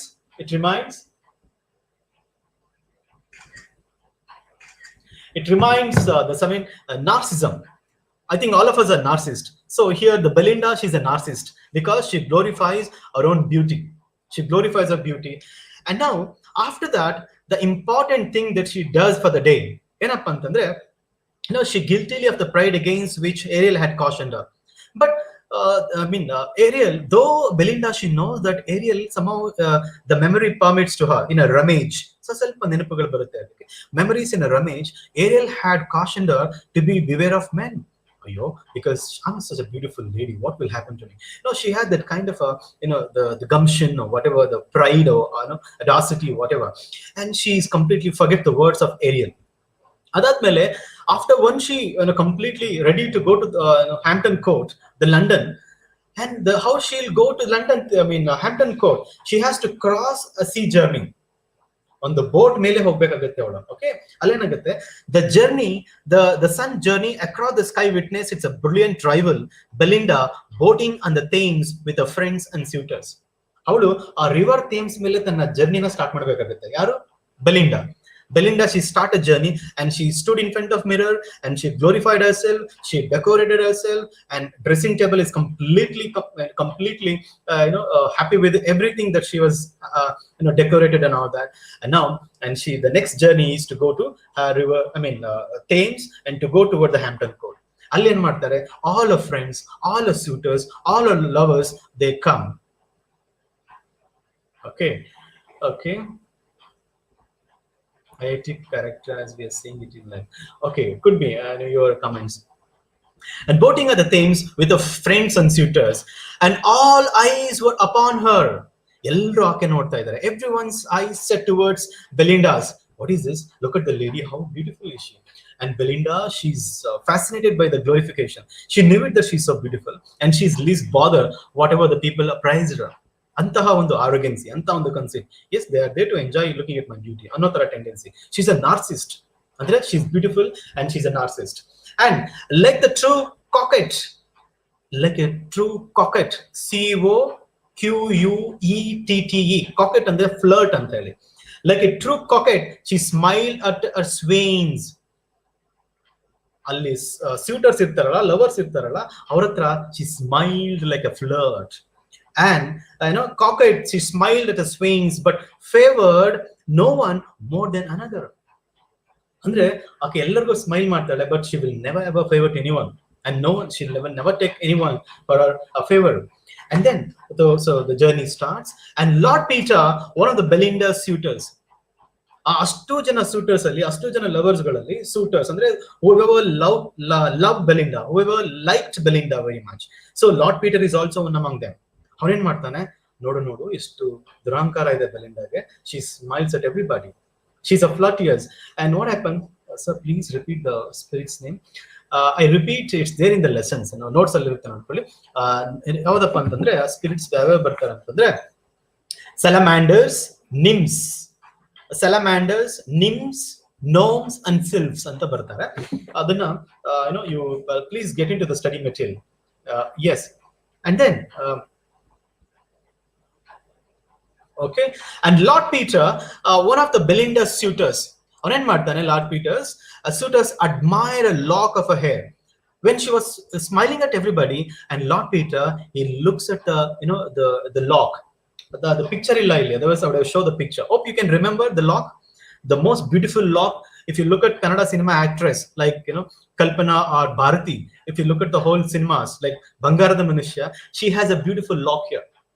That is a token of memory, a token of their appreciation, the beautiful sign for a woman.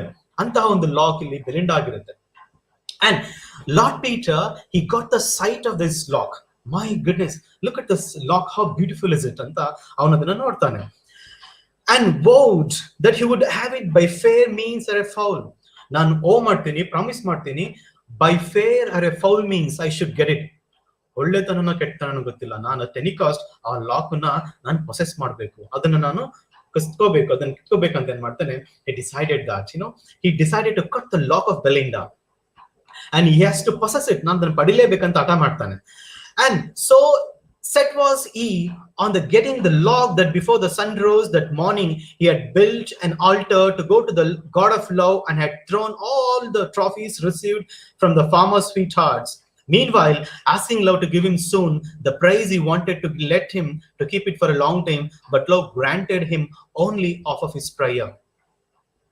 So after the journey starts, he decided that he prepare his own, he construct a plot altar antandre kind of a small room, a building type, an altar, and where he put all his trophies and he invokes to the God of love. ನನ್ಗೆ ಗೊತ್ತಿಲ್ಲ, ನನಗೆ ಒಂದು ಶಕ್ತಿ ಬೇಕೇನಪ್ಪ ಅಂದ್ರೆ I need a kind of a potentiality or I need a kind of a grace to cuts the lock of Belinda, ನನಗೆ ಅದನ್ನ provide ಮಾಡು ಅಂತ ಅವನು ಪ್ರೇ ಮಾಡ್ತಾನೆ. ಯಾರು ಅವನು ಈ praise to the god of love. ದೇವರಿಗೂ ಪ್ರೀತಿಗೆ ಒಂದು ದೇವರು ಅಂತ ಇರುತ್ತೆ ನೋಡಿ, ಎಲ್ಲಾ ಹುಡುಗರಿಗ ಒಂದು ಪ್ರೀತಿಗೆ ಒಂದು ದೇವರು ಅಂತ ಇರುತ್ತೆ. He goes to the God of love and he requests he prays and give me the strength and give me the power to cut the lock of Belinda. I can dedicate all my trophies, take all my trophies, everything, and give me the power.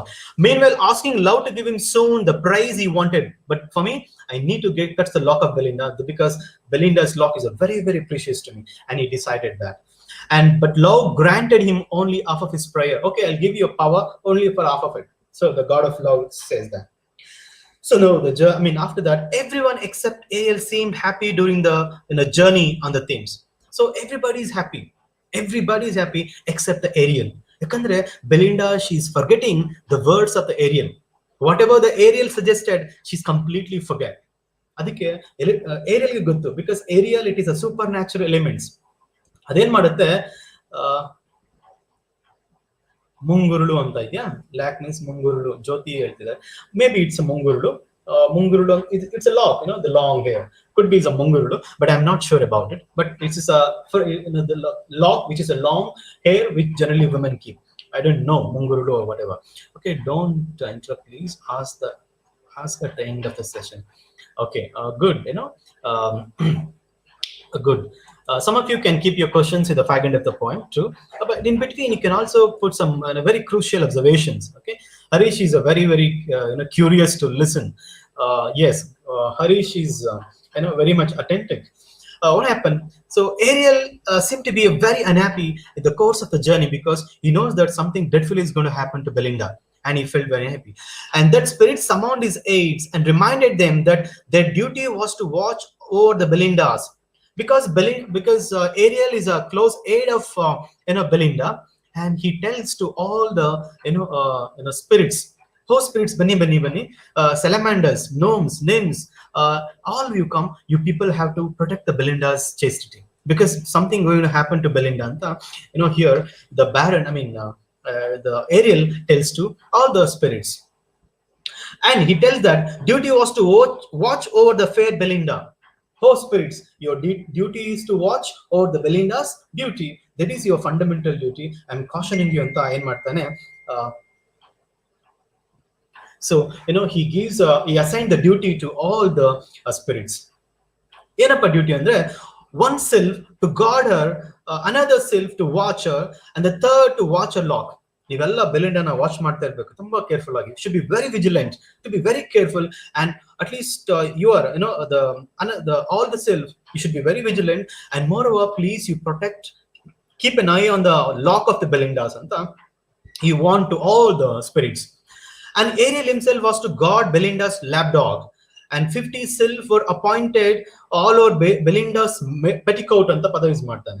There are almost the 50 sylph were appointed to watch over maiden's petticoat, to protect her chastity. You have to keep an eye on Belinda's dress, the petticoat, in order to protect her chastity anta 50 sylph na appoint ಮಾಡ್ತಾನೆ. ಯಾರು? Ariel. Any negligent sylph warned to Ariel would be punished severely. So he warned the sylphs, look at, if something goes wrong, I'm going to warn you, I'm going to punish you very severely anta avanu warn ಮಾಡ್ತಾನೆ ಎಲ್ಲರಿಗೂ. ಯಾರು? 50 ಜನ sylphಗೂ warn ಮಾಡ್ತಾನೆ. You can appoint however you wish, whomever you want, all the spirits, because they are the very powerful supernatural elements in that sense. So after the sea journey on the Thames, Belinda accompanied Lord Peter and the rest of the party men. So what happened? All the people,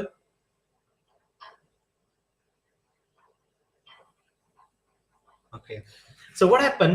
So Lord Peter and all the men, they were there in the party, and Belinda, she accompanied everybody to the river, to the Hampton Court. You shouldn't forget this word, Hampton Court, Hampton, Hampton Court. This is the place where all aristocracy people do gather. So after a sea journey on the Thames, Belinda accompanied Lord Peter and the rest of the party men and visited one of the palaces near London. The palace is called Hampton Court.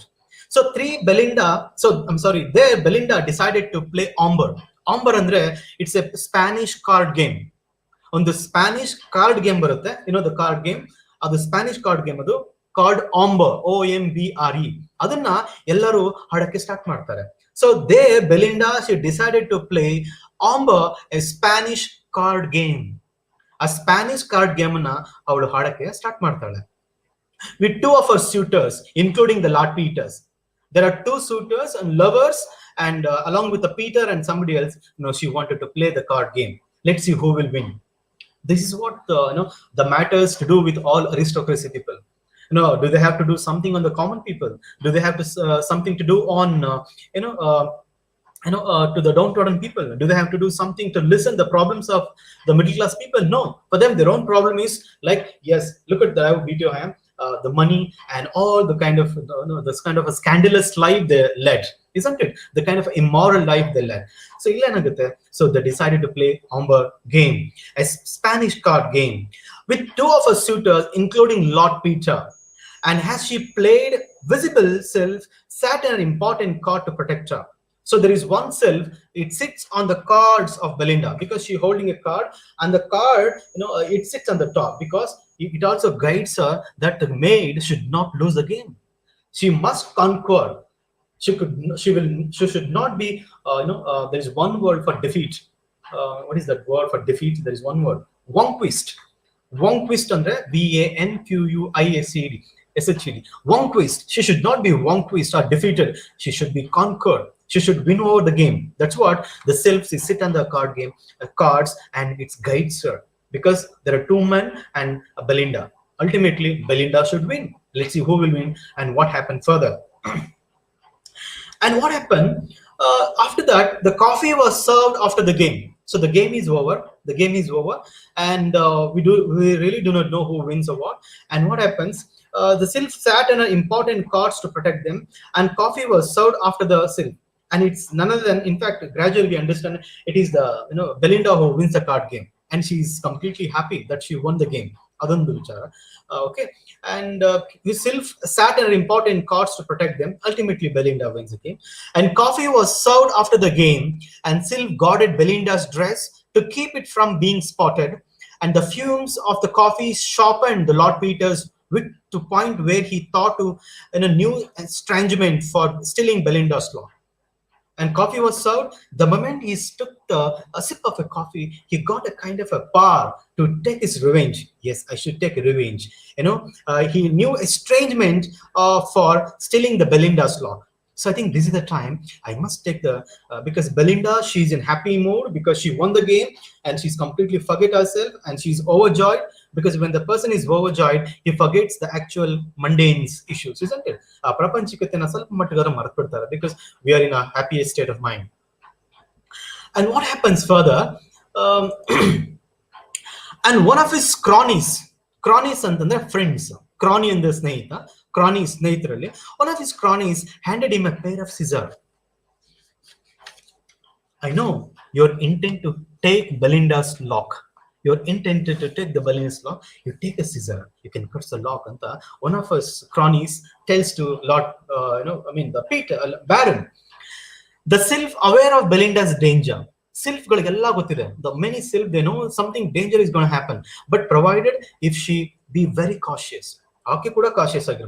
She should be very, very cautious. And whereas she's really unconscious because she's victorized in the game and she's happy in giving the parties and making merriment with everybody.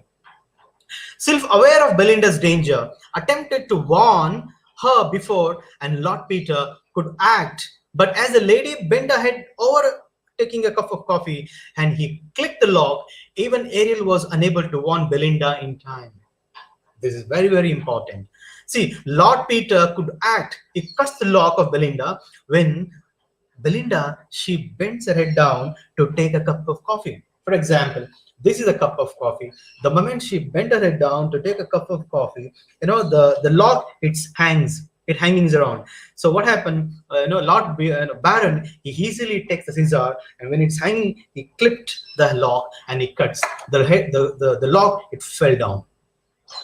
What happened when the coffee is served? When she's bent her head down to take a coffee, and when he's also taking coffee, and when the crony handed over the scissor to cut the lock, and he could easily did that.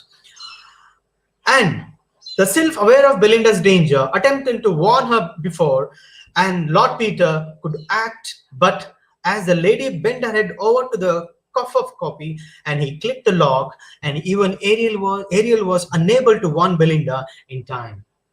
And Ariel could not warn Belinda. Belinda, something's going to happen. He's going to cut off your lock. Be careful anta helakku agalla. Yakandre avಳು, she always had this dream. Because she won the game and she's dreaming, yes, I vanquished everybody. I win over everyone. So she forget her consign and she's not at all aware of. And she easily bent her head down to take a cup of coffee. And Lord Peter cuts it. And he compares that. See, look at the way he compares it to. And at the rape of the lock. So rape in the sense, this is what? Not the physical, the kind of cutting the lock. That she lost her chastity. At the rape of the lock, Belinda, shocked into horror. She shouts, she screams, she, mortified. She became completely, annoyed with this kind of horror. And she screams, horror has been created. And Lord Peter cried out in triumph, whereas Lord Peter holds the lock and he's screaming that he won the game, he won the war. Whereas he's screaming and he's hold the lock and he's screaming that he's won the. It's a triumph antane. Jaya nange anta ಕೂಗ್ತಾನೆ. He praised the steel used in the scissor, comparing it with the metals of the Greek swords. ಅವನು ಸೀಸರ್ಗಳನ್ನ scissor ಇದೆಯಲ್ಲ ಆ ಕತ್ರಿನ ಏನ್ ಮಾಡ್ತಾನೆ ಆ ಸಿಸರ್ಗೆ ಈ compares the scissor to the sports of the Trojan war. ಆ Trojan war ಅಲ್ಲಿ ಆ ಗೆದ್ದಂತಹ ಯುದ್ಧ ಇದು ಅಂತ ಅದು ಸಿಸರ್ಗೆ ಕಂಪೇರ್ ಮಾಡ್ತಾನೆ. ಈ compare the scissor to the Trojan war, swords that overcome the Trojans, and Belinda's fury was a tempestuous, creating lots of havoc, the fury and kind of a horror, as a rage of scornful virgins who lost the charms, like a virgins who lost the charms, like a virgins who lost the virginity. Anotara, she screamed, she lost that. She thinks that the charms completely vanished, and she's in agony. She's sobbing, screaming, and crying. And Ariel wept bitterly and flew away. ಅವಾಗ ಏನಾಗುತ್ತೆ, ಆ aerial ಏನ್ ಮಾಡುತ್ತೆ, glow ಅಂತ ಹೇಳುತ್ತೆ. So please don't close the session, sir. Really very we are. Yeah. What is that, sir? And it's still in the session. Prakash, what happened? You're saying that, sir, please don't close the session, sir. Why? Because I'm in the session still. Because you still have a time now. And after, of course, at 12:30 I have to stop because another teacher will be waiting for. I try to complete the entire thing in 10 minutes because we have 10 minutes left. But let's see, I try to complete within the 10 minutes because you're more can't do that. Otherwise I can also take up a little more in the afternoon session possible. I don't think afternoon session is also a lengthy one. Let me see another 10 minutes, try to wind up it. Okay. And what happened? So scornful virgins who have lost the charms, Ariel wept bitterly and flew away. Papa Ariel kuda istella ಕಷ್ಟ ಪಡ್ತಾನೆ ನೋಡಿ. You know that it's a mock epical ಬರುವ ಎಲ್ಲಾ ಒಂದು struggles ಗಳು ಇಲ್ಲೂ ಕೂಡ ಬರುತ್ತೆ. ಅಂದ್ರೆ ಇವೆಲ್ಲ small trivial objects. And Ariel cried and he bitterly wept away. And Umbriel ಅಂತ ಒಂದೊಂದು melancholy ನೋವು ಬರುತ್ತೆ, ಒಂದು ಸ್ಪಿರಿಟ್ ಬರುತ್ತೆ, took advantages of the human confusion and despair to fly down. ಅಂಬ್ರೆಲ್ ಏನ್ ಮಾಡುತ್ತೆ, ಒಂದು ಮೆಲಾಂಕೋಲಿ ನೋಮ್ ಏನ್ ಮಾಡುತ್ತೆ, ಅದು ಇಟ್ ಗೋಸ್ ಟು ದ ಪಾತಾಳ ಅಂತ ಏನ್ ಕರಿತೀವಿ, ಕೇವ್ ಆಫ್ ಸ್ಪ್ಲೀನ್ ಅಂತ ಹೇಳ್ತೀವಿ, ಅಲ್ಲಿ ಹೋಗ್ಬಿಡುತ್ತೆ. took advantages of a human confusion and despair to fly down to the center of the earth to find the gloomy cave of spleen. ಅಲ್ಲಿ ಒಂದು queen ಬರ್ತಾಳೆ, ಎಲ್ಲಿ ಒಂದು ಕೇವ್ ಅಲ್ಲಿ, ಅಂದ್ರೆ ದ ಕೈಂಡ್ ಆಫ್ ದ ಪಾತಾಳ ಅಂತೀವಲ್ಲ ನೋಡಿ, ದ ಅಂಡರ್ ವರ್ಲ್ಡ್, ಅಲ್ಲಿಗೆ ಹೋಗ್ಬಿಡುತ್ತೆ. ಅದು Umbriel. For what? To bring more power, to give a Belinda to scream, shout against all men, especially Lord Baron. So center of the earth to find the gloomy of cave of spleen, the queen of all bad tempers and the source of every detestable quality in the human being, including ill nature and affection. So Umbriel, she went down to the cave of spleen to bring some power, and Umbriel asked the queen to touch Belinda with the chagrin. The Umbriel requested the queen, Belinda, now ondsala you touch with the charm and she'll get the power so that she can take the, she will revenge about all these men anta ankodutte. And for he knew that if she was gloomy and melancholy, bad tempers would spread all over the world, and Splee granted Umbriel requests and collected in a bag horrible noises such as those uttered by female lungs and tongues. In a while she put tears and sorrows and grief, she gave both containers to Umbriel. So the moment Umbriel, I'll make it simplified, don't worry that I know. The moment Umbriel goes to the cave of spleen below the earth, and with a bag full of what? He requested the queen of that cave and requesting, please, you give kind of power. And what she gives? She gives, a bag full of noises. Okay, request and collected in a bag horrible noises. Noises as those uttered by female lungs. For example, women are known to scold and screaming and shouting at people, isn't it? Men generally avoid. They do, but less in number. But whereas the female, they do that. So here, Cave of Spleen, she gave a lot of the abusive words, the bag full of abusive words to Umbriel. And what? And a lot of tongues, because if Belinda has a lot of lungs, she can even scold more to all these people. I mean, especially to Baron. Because ಮಾತೆ ಸಾಕು ಒಬ್ಬ ವ್ಯಕ್ತಿನ ಸಾಯಿಸೋಕೆ ಅನ್ನೋ ಒಂದು ವಿಚಾರದಲ್ಲಿ. So in a veil she put tears. A cave of spleen, she also put a lot of tears. because Belinda, she has to cry a lot and sorrows and grief, and she gave both containers to Umbriel. So all the quarrel, tears, and all that Umbriel carry from the cave of spleen, and he puts everything. It's, for example, this is a bag full of this is a water bottle, a bag full of lot of verbal abusive words, tears, and everything. If it's poured on Belinda's head, and what happened? She became more powerful, and she can scream at Baron, and she take a revenge, because they're not using any kind of weapon here to kill each other. It's only through words, the verbal war. And Umbriel, he did that. He brought all kind of stuff, and Umbriel, with a container. So what happened when the gnome returned? When the Umbriel we returned from the cave of spleen, what happened? Returned to Belinda's world, and he looks at the Belinda's world completely in detestable state of mind, because she lost her mind. She thinks that she lost her chastity, and he found the girl disheveled and dejected. Dejected ಅಂದ್ರೆ everything is left in the world. There is nothing left for me. ಅನ್ನೋ ತರ ಬೆಲಿಂಡಾ, she's screaming and she's crying. And Baron ಇವನೇನ್ ಮಾಡ್ತಾನೆ ಅವಾಗ, ಯಾರು Umbriel, he brought all kind of a detestable things on pouring on her head. ಏನ್ ಮಾಡ್ತಾನೆ, he pouring the contents of the bag, magic bag, over her head. Words or tears or scolding words ಎಲ್ಲಾನ ತಂದು ಏನ್ ಮಾಡ್ತಾನೆ, he pour on the head of Belinda. And Umbriel caused Belinda wrath. The moment Umbriel poured everything on Belinda's head, Belinda, she became wrath. Wrath andre sikkabatte kopa banbidutte. So he caused the wrath of Belinda to be magnified many times. And one of her friends, Telestrace anta bartare, fanned and flame of maiden's anger by telling her that her honor was a stake, and behind and a back she friends are talking about the rape of the log. Telestrace ಬಂದು ಏನ್ ಮಾಡ್ತಾಳೆ, this is what happened, everybody talking about you, everybody talking about the hill about you, they all talking about that, the kind of gossiping about that you have lost your chastity and virginity. The Telestrace, again she flew, again she became wrath. So this is one thing. And Telestrace then went to her brother.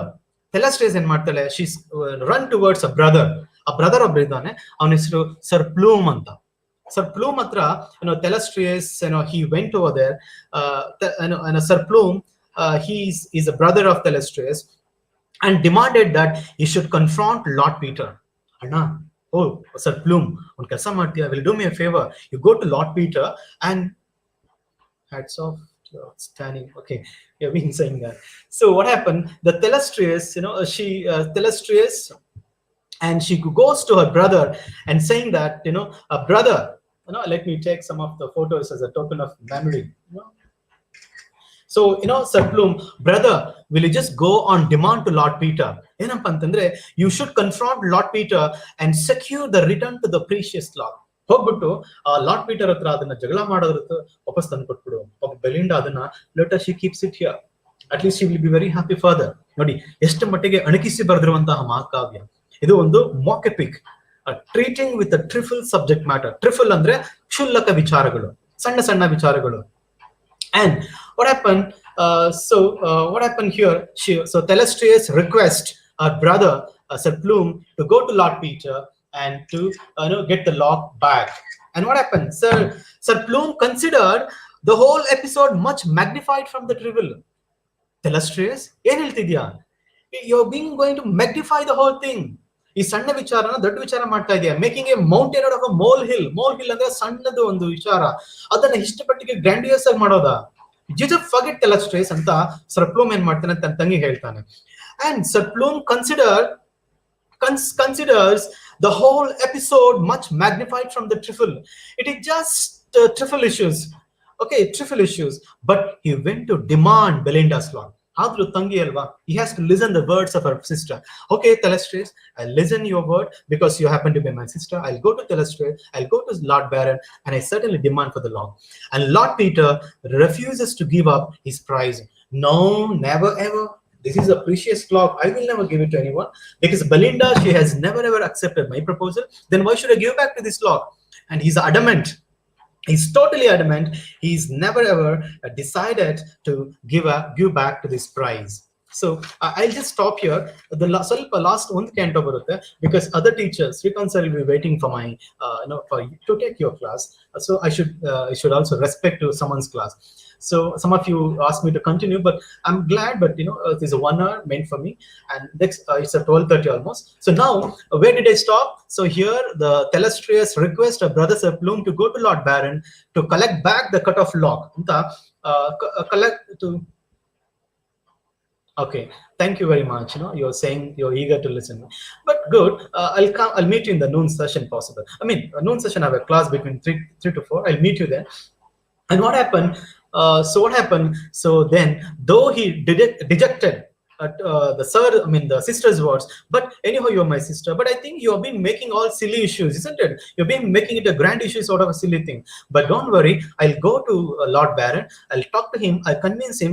I collect the log back and I'll give it to your sister. Anta Telestrace, law serpium tana tangige ಹೇಳ್ತಾನೆ. Because Celestrace, she the close aid of Belinda's circle. Because ತನ್ನ ಗೆಳತಿ suffer ಆಗೋದು ಅವರು ನೋಡೋಕ್ಕಾಗಲ್ಲ. See, look at the rape of the lock. How the poem is. It's a mock epic. And I want you to read a book by M.H. Abraham, The Glossary of Literary Terms, where mock epic ಬಗ್ಗೆ ತುಂಬಾ ಒಂದು ಒಳ್ಳೆ structure definitions ಕೊಟ್ಟಿದ್ದಾರೆ. ಅದನ್ನ you please read the mock epic definitions and you read this poem again and you certainly understand. Okay, and now it's 12:30. And I leave the session because sir is awaiting. I'll see you in the noon session. Good luck to you people. Good luck to you.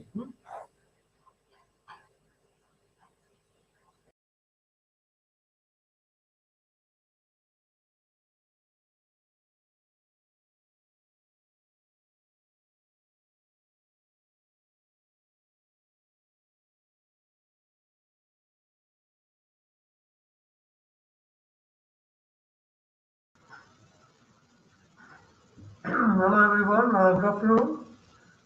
Uh, Coming to today's class, I'll be dealing with one more text from the same paper, that is paper 2 Shakespeare, William Shakespeare.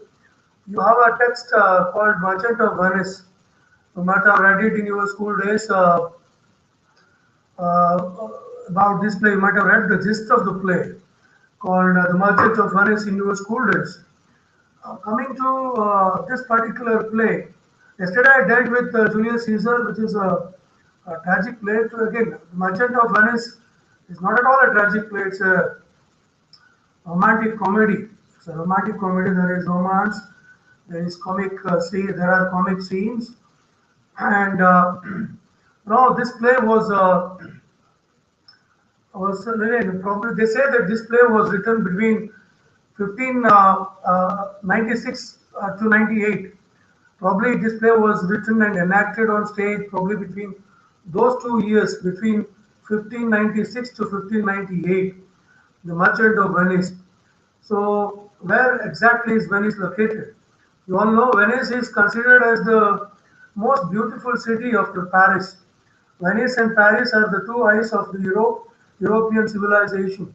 They're considered as the best and the beautiful cities. Okay, they were considered also as the doors of European business and commerce, particularly Venice. No, you might have seen in movies. Okay, entire Venice is covered with the backwaters of Mediterranean Sea.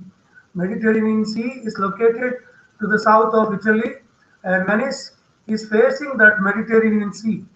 And the Merchant of Venice was very popular even during those times, during the times of William Shakespeare, and it was a city of business and commerce, as I told you. Again, it is facing the Mediterranean Sea, and the backwaters of the Mediterranean Sea has entered the entire town. And you can see the transportation system in Venice. It's like they use canoes, small boats to visit the other houses. Like Amsterdam and Venice, even Amsterdam in Sweden, sorry, in Norway, in Sweden or Norway. Again, even Amsterdam is also one of the beautiful city in Europe. Coming to again this particular text, look at the title, The Merchant of Venice. Is speaking about a merchant, a businessman who is located in Venice. Critics say that Venice, Shakespeare had not visited Venice. in his life, Shakespeare had not at all visited Venice in his life. That is what critics say. But still, how can he write a play on a character who hails from a city like Venice, though he had not visited personally? So how can he write a play on that, on a gentleman from the city called Venice, though he is not aware of the geography of Venice? The reason behind it is like people say that Shakespeare had little knowledge about Venice, but he had heard a lot about Venice from the travelers from England who had visited Venice. The travelers, the businessmen who had visited the Venice, had spoken a lot. They used to communicate or narrate a lot about Venice with William Shakespeare. And the context of this play is very, very important. In England, and not only in England, and so many countries of Europe, in Europe, so many countries of Europe, particularly Christian community, uh, were a kind of they used to have kind of anti-Semitism, like a kind of anti-Jewish attitude, and particularly England, a country like England had banished Jews for almost 300 years. By the time Shakespeare wrote this play, England had banned Jews for almost 300 years. This play is very, very important when it comes to a theme of love and friendship, theme of forgiveness, theme of hatredness. Okay, at the same time, the another important aspect of this play is Shakespeare has given a woman character the leading role. Portia, who is the female character, is the protagonist of this play. Though the play is titled after the merchant from Venice, that is Antonio, the entire play again, you can see Portia, who is taking the leading role in the entire play. So she comes to the mainstream again, mainstream. Like she is the one who dominates the entire play, dominates this entire play. So as I told you, England had banned Jews for almost 300 years. That is the reason probably William Shakespeare had acknowledged that Christians in England may like if Jews are made fun of. Like he felt that if in his play, if he uses or like if he uses some slangs, some orally abusive language against Jews, majority of the people, like that's Christians, Christian people may start Christians may like the criticism or the or the attack on the Jewish community. Probably that is the background. That is the political background is that the Jews religious background is that Jews were hated during that time by the Christians, and at the same time, you can call this play as anti-racist, like anti-racist, because Jews are very much ill-treated. Like Jews are very much ill-treated. They are portrayed as cunning people, the cunning community, very very selfish, self-centered, and cunning community. Whereas Christians are portrayed as uh, forgiving people, loving people, and friendly people. But at the same time, one should not forget that it might be again other critics also feel that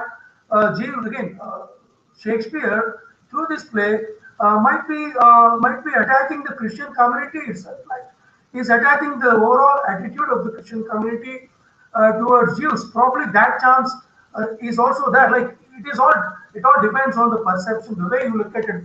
You look at this text. You look at this text, the way you read, the way you understand this text. As a Christian, you may look at it. You may look at it this text in a different way.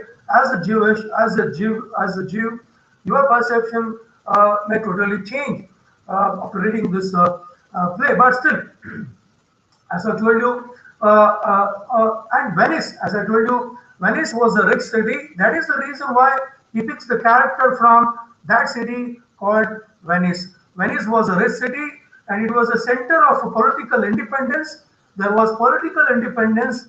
Okay, people can raise their voice against the administration. That is what you mean by political independence. It was almost like democratic setup. There was political independence and relaxed morals. Relaxed morals. There was relaxed morals. At the same time, tolerance from, okay, people from different nations used to come to Venice to do business, to do business. At the same time, different communities, people from different communities, different religious sects visited Venice, and it was the hotspot of business, and that is the reason why. And it was at the same time very exotic, very rich, wealthy town, and that is the reason why. Uh, William Shakespeare names this play as again names this play with the associates this play with the town, associates this play with the town called Venice. He picks the character from the town called Venice. There is one more place called Belmont, which is an imaginary place, which is an imaginary place. If you but again, there is a city called Belmont, Italy, but that city is not again. No, it's not the one which Shakespeare speaks of in this play. Belmont, as I told you, is an imaginary setting, and it's a beautiful city, and it's a rich and it's a rich country. At the same time, it's a rich country, okay, which is located in the same province, in the same region, southern part of Europe. And Belmont, Portia is from Belmont. Antonio, Antonio, the rich business tradesman, he does trades. He sends ships across countries to do trade business. Antonio is the one who is called as the merchant of Venice. The entire story revolves around that. The entire story, the entire plot of the story is named after a character called Antonio. Antonio. Why Antonio? Why does again Shakespeare picks Antonio as the protagonist of the play?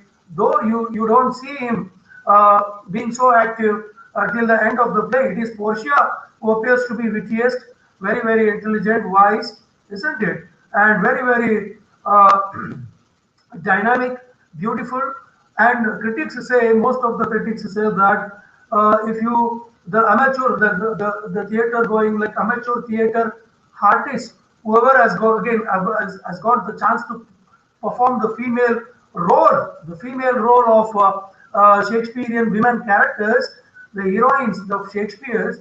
Again, if you ask a amateur theaterist to pick the role among Shakespeare heroines, critics say most of the female again actors who do aspire or wish to perform the role of Portia, because Portia is uh, she is a kind of character who is beautiful, charming, intelligent, spotless, and very intelligent, very beautiful.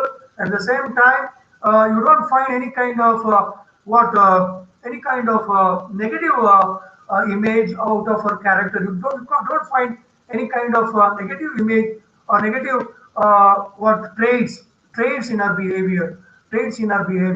Whereas Antonio stands as a true gentleman. He stands as a true gentleman in the entire Venetian city. People are aware of this tradesman called Antonio. They know that Antonio can help anybody at the time of any kind of situation. Like Antonio can lend money for poor people without any expectations.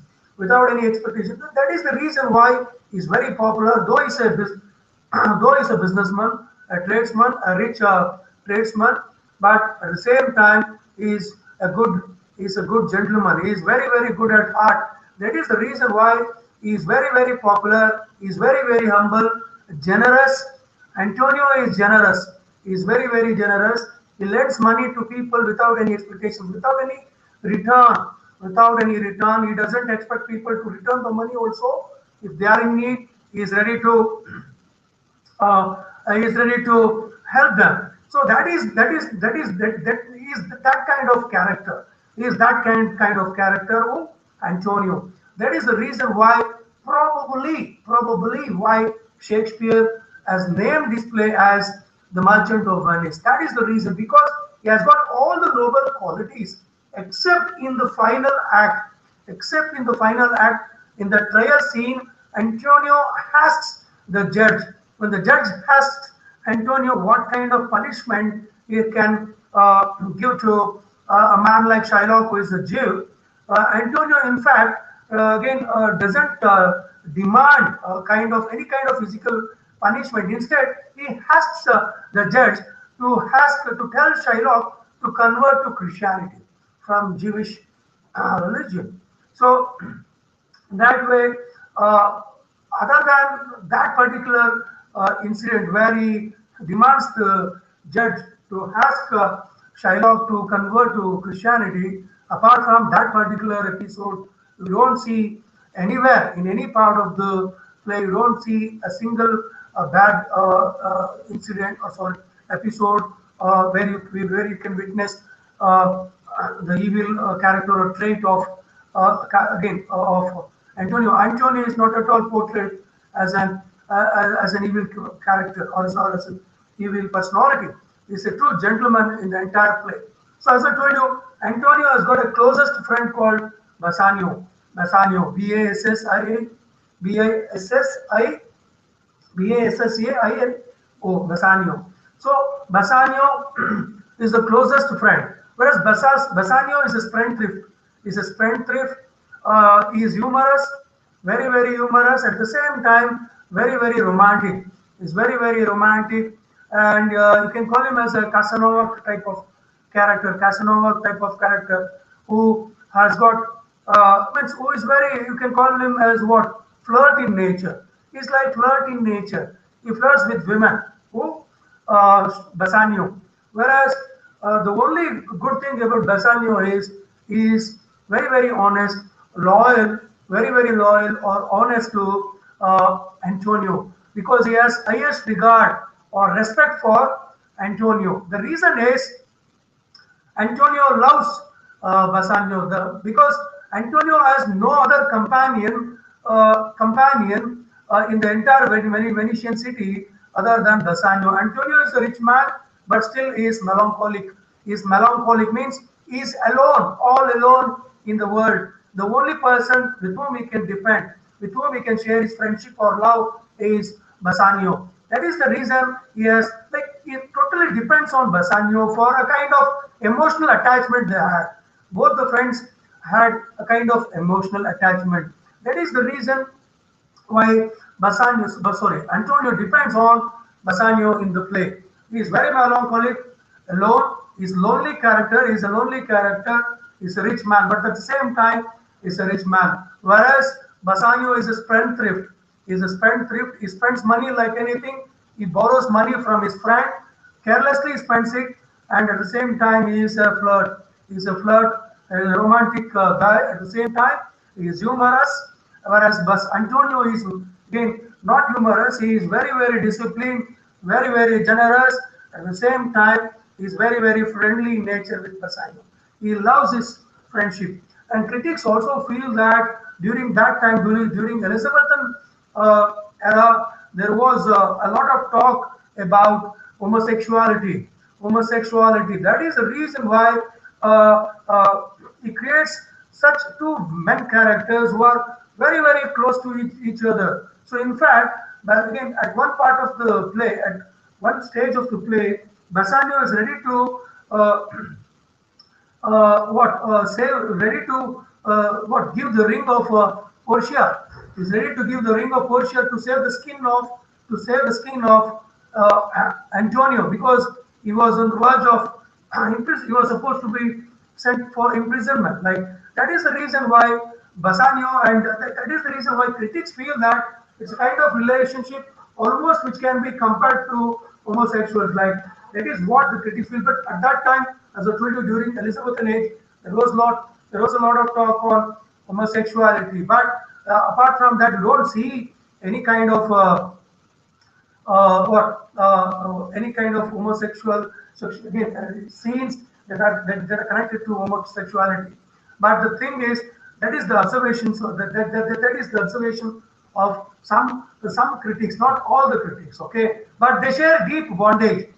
They share deep bondage, deep friendship. That is the reason why the theme of friendship is another important aspect in this play. At the same time, as I told you, when it comes to gender equality, Shakespeare is exceptional here in this play because he attributes all the best qualities to a leading woman character called Portia. Leading woman character called Portia. All the best qualities that you find in a human being, this attribute is found in the character called Portia in this play. That is the reason why I told you almost all the amateur theatre female artists feel they always love to pick they always love to pick this character. If they are given the chance to pick the characters of the female heroines of Shakespearean plays, again, female characters of the heroines of Shakespearean plays, they certainly pick this character called Portia without any hesitancy or without any hesitation. They pick this character called Portia. That is what the critics feel because that is how genuinely made character. Like she is very much genuine or very much true to her art. Like she is a gem of a character, you can say. So as I told you, the Merchant of Venice opens with a scene where you can see both Antonio and I skip few pages. You can see that again a kind of friendship that they share. Antonio again is fully aware that the ships have gone across the world like to do the trade, to do business. He has sent his ships to do the trade or business. He has invested his money on those ships, okay, and he is expecting some return, some profit out of the trade. They have gone across the different parts of the world. But whereas this man Bassanio is he has come to meet Antonio, you can see that Bassanio wants to visit Belmont. Belmont is the place where Portia lives. She is the heiress of Belmont. She is the heiress because she has just lost her father. Her father has left with the will. According to that will, Portia has to do a trial of casket, like casket scene, casket like she has to again select her suitor through the casket scene. So two princes from Morocco and another prince from a state called Aragon. Okay, they again Aragon. They come to. It's like we call it as like Swayamvara's type of situation where, according to that will, again one who picks the right casket. There are three caskets which is filled with three different metals. So if one casket has got the gold coins, the other casket has got the silver coins, and the last casket has got the lead coins. But all the two again suitors who come both the suitors who come from Aragon and Morocco, the Prince of Morocco and Aragon, both of them have failed. Yeah, they have failed in their attempt to choose the right casket, But she is very, very loyal. You should keep that in mind. She is a genuine Christian girl. She follows her father's will, her father's desire, her father's words. It means she is a loyal daughter to her father. So she sticks to her promise to her father that she is going to select her partner by testing them with the casket scene or with the casket episode. Okay, look at this. Look at this Bassanio. He is visiting Antonio. He has visited Antonio's again palace, Antonio's home. You can see that villa. You can say so. Antonio, as I told you, is melancholic. Is very very melancholic. He suffers from spiritual loneliness. He suffers from spiritual loneliness and finds emotional fulfillment in the friendship with Bassanio. This is very very interesting. He finds emotional fulfillment with Bassanio with the kind of friendship he has, but spiritually he is lonely. Spiritually he is lonely. He is very very melancholic. But the other side, he is emotionally very much attached to Bassanio, his closest friend. Whereas Bassanio, as I told you, Bassanio strikes us at once, at the very first sight, as being a spendthrift who lives much, much upon what? much much beyond, you can say, much beyond his means. Much beyond his means. He's a poor guy. Oh, Bassanio is a poor guy, but it totally depends on Antonio for his spendings. So you can see that he has come over there to meet Antonio. He needs some money so that he can visit Belmont. He can try his luck. So that he wants to try his luck. He wants to win the heart of Portia, because secretly he has cherished the idea of marrying Portia and to be a rich man after marrying Portia, because he is fully aware that Portia is a rich heiress of Belmont, of a country called Belmont.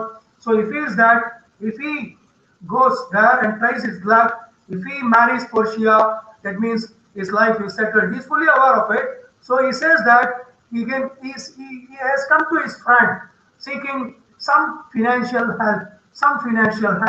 So there he comes. What does he say? He asks him, to you, Antonio, when he asks him, he feels shy because he owes him so much of money. He has borrowed money already in the past. So you can see there is a shyness. He feels guilty. Feels guilty for not returning the money which he has borrowed in the past.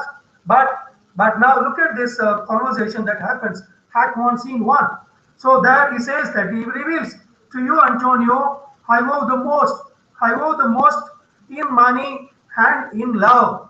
So I owe the most, not only in money and also in love. And from your love, I have a warranty. From your love, I have a warranty to unburden all my plots and purposes, and how to get clear of all the debts I owe. So, no, not like as I told you, he is very much shy. He is guilty ridden. He is guilty ridden.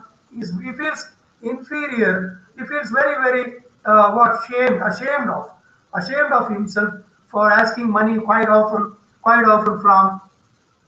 from Antonio. Look at this guy, Antonio, who has no one to depend on. Like, he doesn't have any family member to depend on him. He leads a lonely life. He has a lot of money. He is all set to help his friend whenever he is in need. You look at this man. I pray you, good Bassanio, let me know it. Let me know it. And if it stand, as you yourself still do, within the eye of honor, be assured, within the eye of honor, be assured, my purse means my pocket money, whatever the money that I have. My person means my characteristic, my quality, my life, my person, my personality, my money, my richness. Okay, my purse, my person, my extremist means whatever that is there in my life, the extremist, I am ready to take any kind of extreme step to help you. That is what he means. My purse, my love, or my personality, my extremist means lie, lie all unlocked to your occasions, to your occasions, and by telling that he is ready to lend him some money, but right now the problem is, right now Antonio doesn't have that much money to give him. Like, Antonio, like, in fact, he is ready to help, but right now he has already invested money for his trade business, so he cannot give money right at that moment, but still he wants to help him. So what he does, instead of that, instead of giving him money directly, since he doesn't have money right now, he asked Bassanio to borrow money from any of the money lender in the town, in the city called Venice. So he in fact tells him to borrow money from any of the money lender, so that he feels that once the ships are returned, once they come back, so I can pay the money, I can repay the money. So you take the money as credit.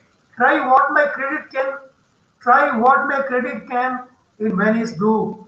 That shall be racked even to the uttermost, even to the uttermost, to furnish thee to Belmont, to furnish thee to Belmont, to fair Portia, fair Portia. Go presently, go presently inquire, and so will I, where money is, and I know question make, I know question make. I don't make any question. It's a old English. Okay, don't try to read it grammatically, but it's a old English, beautifully connoted, isn't it? Where money is, and I know question make. I don't make any question. I also try to get fetch money for you. At the same time,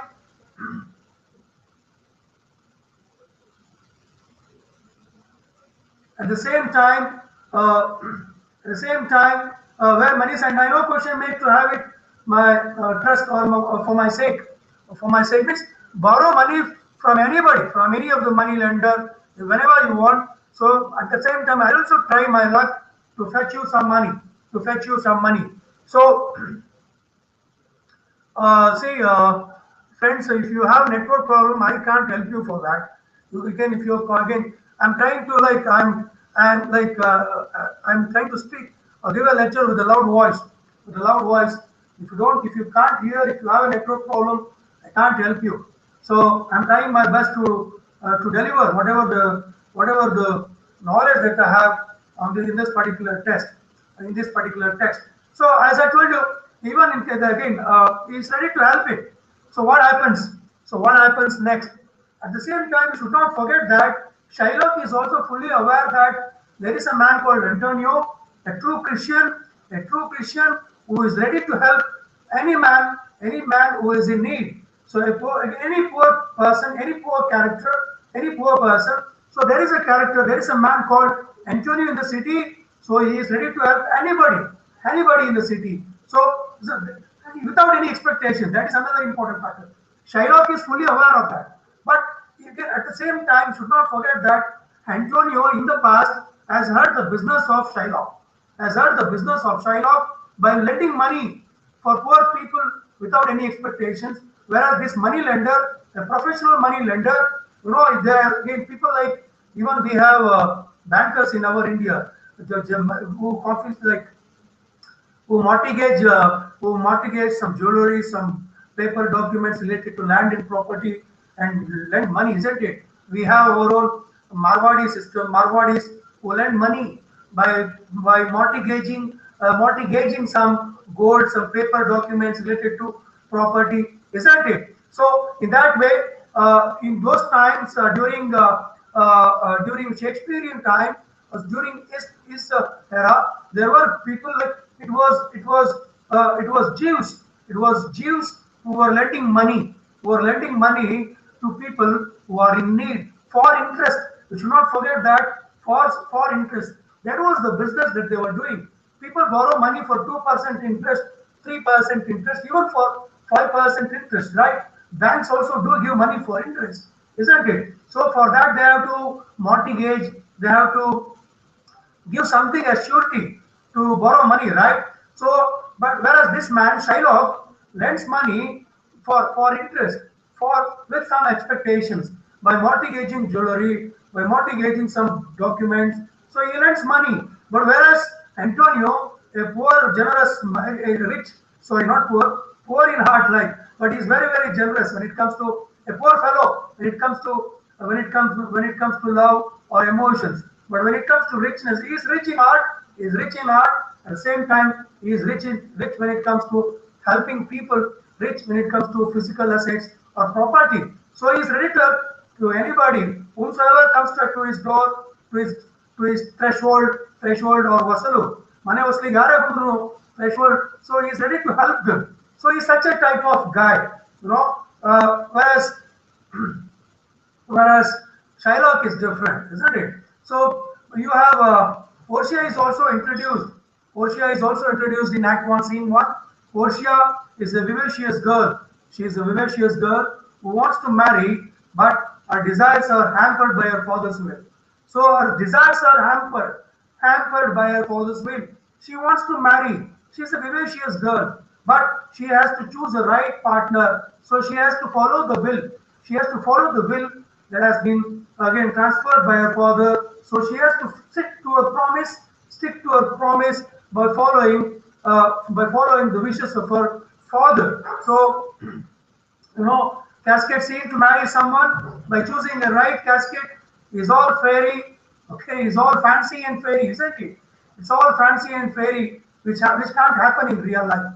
Can you choose your right, again, life partner with the concept like Swayamvara? You can't choose your life partner with the concept of like Swayamvara that we used to have in our Puranas. In our Puranas, that is how Draupadi, Sita, again, they got married by choosing the right partner by testing them, isn't it? Rama was tested with that Indra Dhanush, that Dhanush, okay, which we broke that Dhanush. That is what happened with Rama and Sita, and you have Draupadi and Arjuna marriage. How Arjuna again marries how Draupadi marries Arjuna with the Swayamvara. Like the Swayamvara system was very much there even in our Hindu Puranas, right? But this appears, it all appears fancy, isn't it? Fancy and fairy. Again, if you think about it, can you think of marrying someone with the concept like Swayamvara? It's highly impossible when it comes to real life. It comes to real life, but it is highly impossible. But she has to follow. She has to be loyal to her father. Whereas you have another character called Jessica.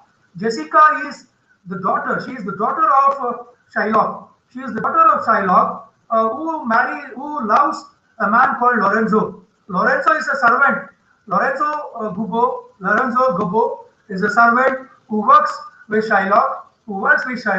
She is in love with the servant of Shylock called Lorenzo. She loves him. At the same time, she elopes. She elopes with all the money and jewelry. You have Portia on one side, a loyal daughter, and Jessica on the other side, dishonest daughter. So, according to the story, you know what happens. Antonio goes there to borrow money from not Antonio. Bassanio goes there to borrow money from Shylock. So Shylock is ready to give money. She is ready to give money, but on one condition. On one condition. What is that condition? So he has to sign a treaty. He has to sign a treaty, a deal. He has to sign a treaty. That means memorandum of understanding, MOU. You can call business terms. It comes to business terms. So according to that deal, he demands what? He demands for a pound of pound of flesh. According to that bond, they sign a bond. A bond paper. A bond paper is put forth before Bassanio. He asks him. He asks him. He is ready to help him with 3,000 ducats. 3,000 ducats. DUCATS. DUCATS. Ducats means that's a kind of currency that was there during that time. Okay, and he's ready to help him with 3,000 ducats. But the problem is he has to sign a bond. If in case Antonio fails to in case Antonio fails to repay the money after 3 months, so he gives 3 months time, 3 months time to pay back the money, 3 months time to repay the money of those 3,000 ducats. At the same time, he has to sign a bond. What is the bond? Again, treaty, the deal. What is the treaty or deal again that you see in that bond? The treaty or the deal is this kindness. Look at the Shylock, Act 1 Scene 3, Act 1 Scene 3, Shylock. This kindness will I show. Go with me to a notary. He's speaking about the notary lawyer that you see in the court, in the court, the notary. Go with me to a notary. I request you to come with me. Go with me to a notary. Seal me there. Seal me there. Your single bond. Your single bond. And in a merry spot. And in a merry spot, if you repay me not on such a day, in such a place, such sum or sums or as are expressed in the condition, let the forfeit be nominated for an equal pound of your fair flesh to be cut off and taken in what part of your body pleaseth me. So you should not forget that Antonio has also accompanied Bassanio. Antonio has also accompanied Bassanio to borrow money. He has come with Bassanio, so he asked them to come along with them to to the notary office. Notary office. There he asked them to seal. So and also he tells. He also sorry. So he also tells them to to think if you are borrowing the money. You are borrowing some amount from me.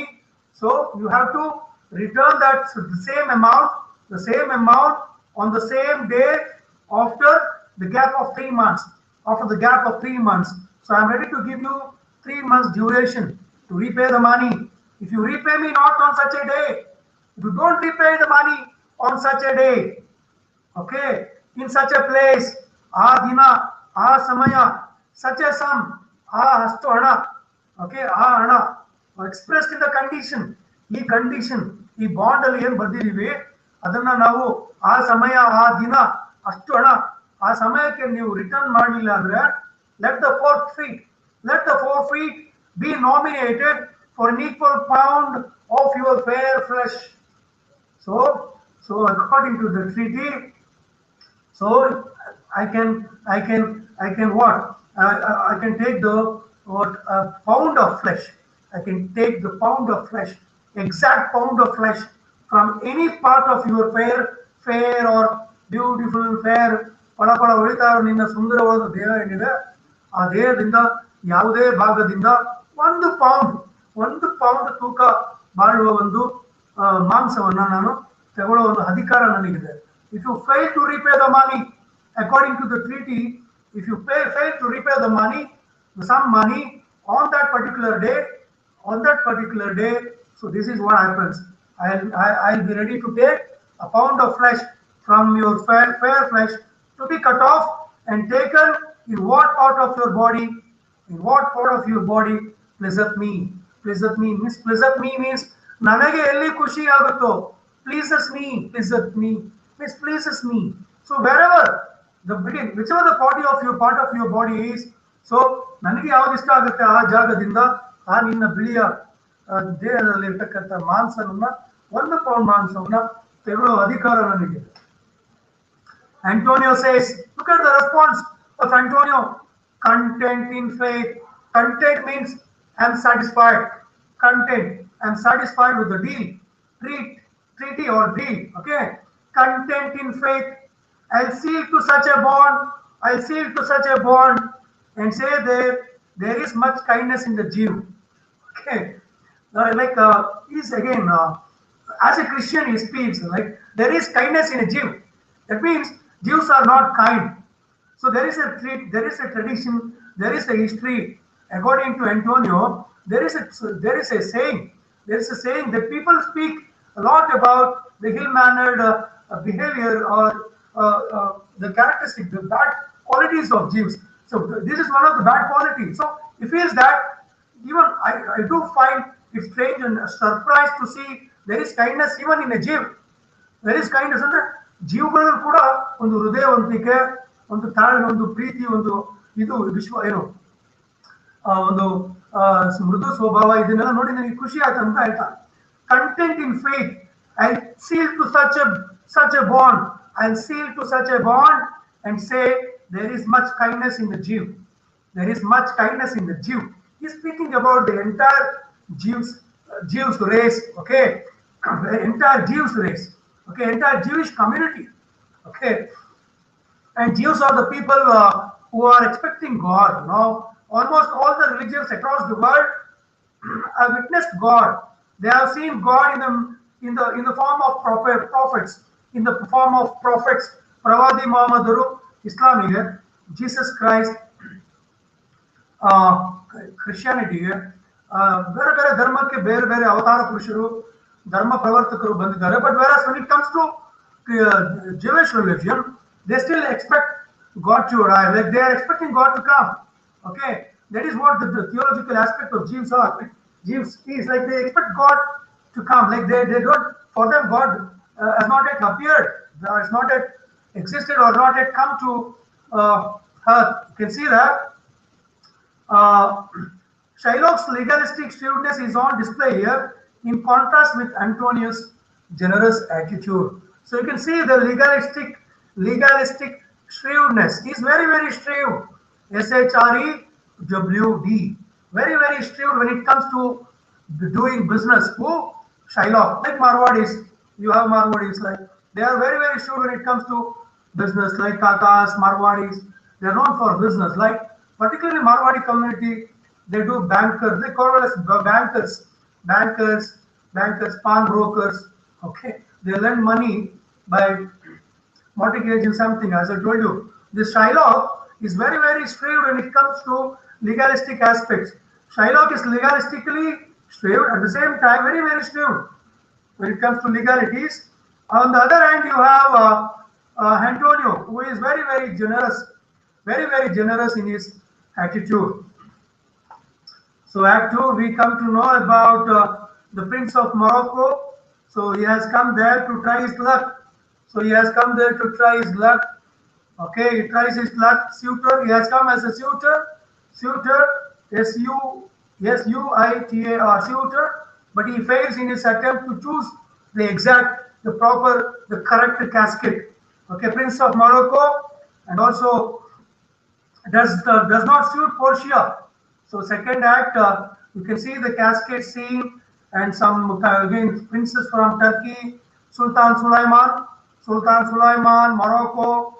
They all try their lucks, but they all fail in their luck to choose the proper casket.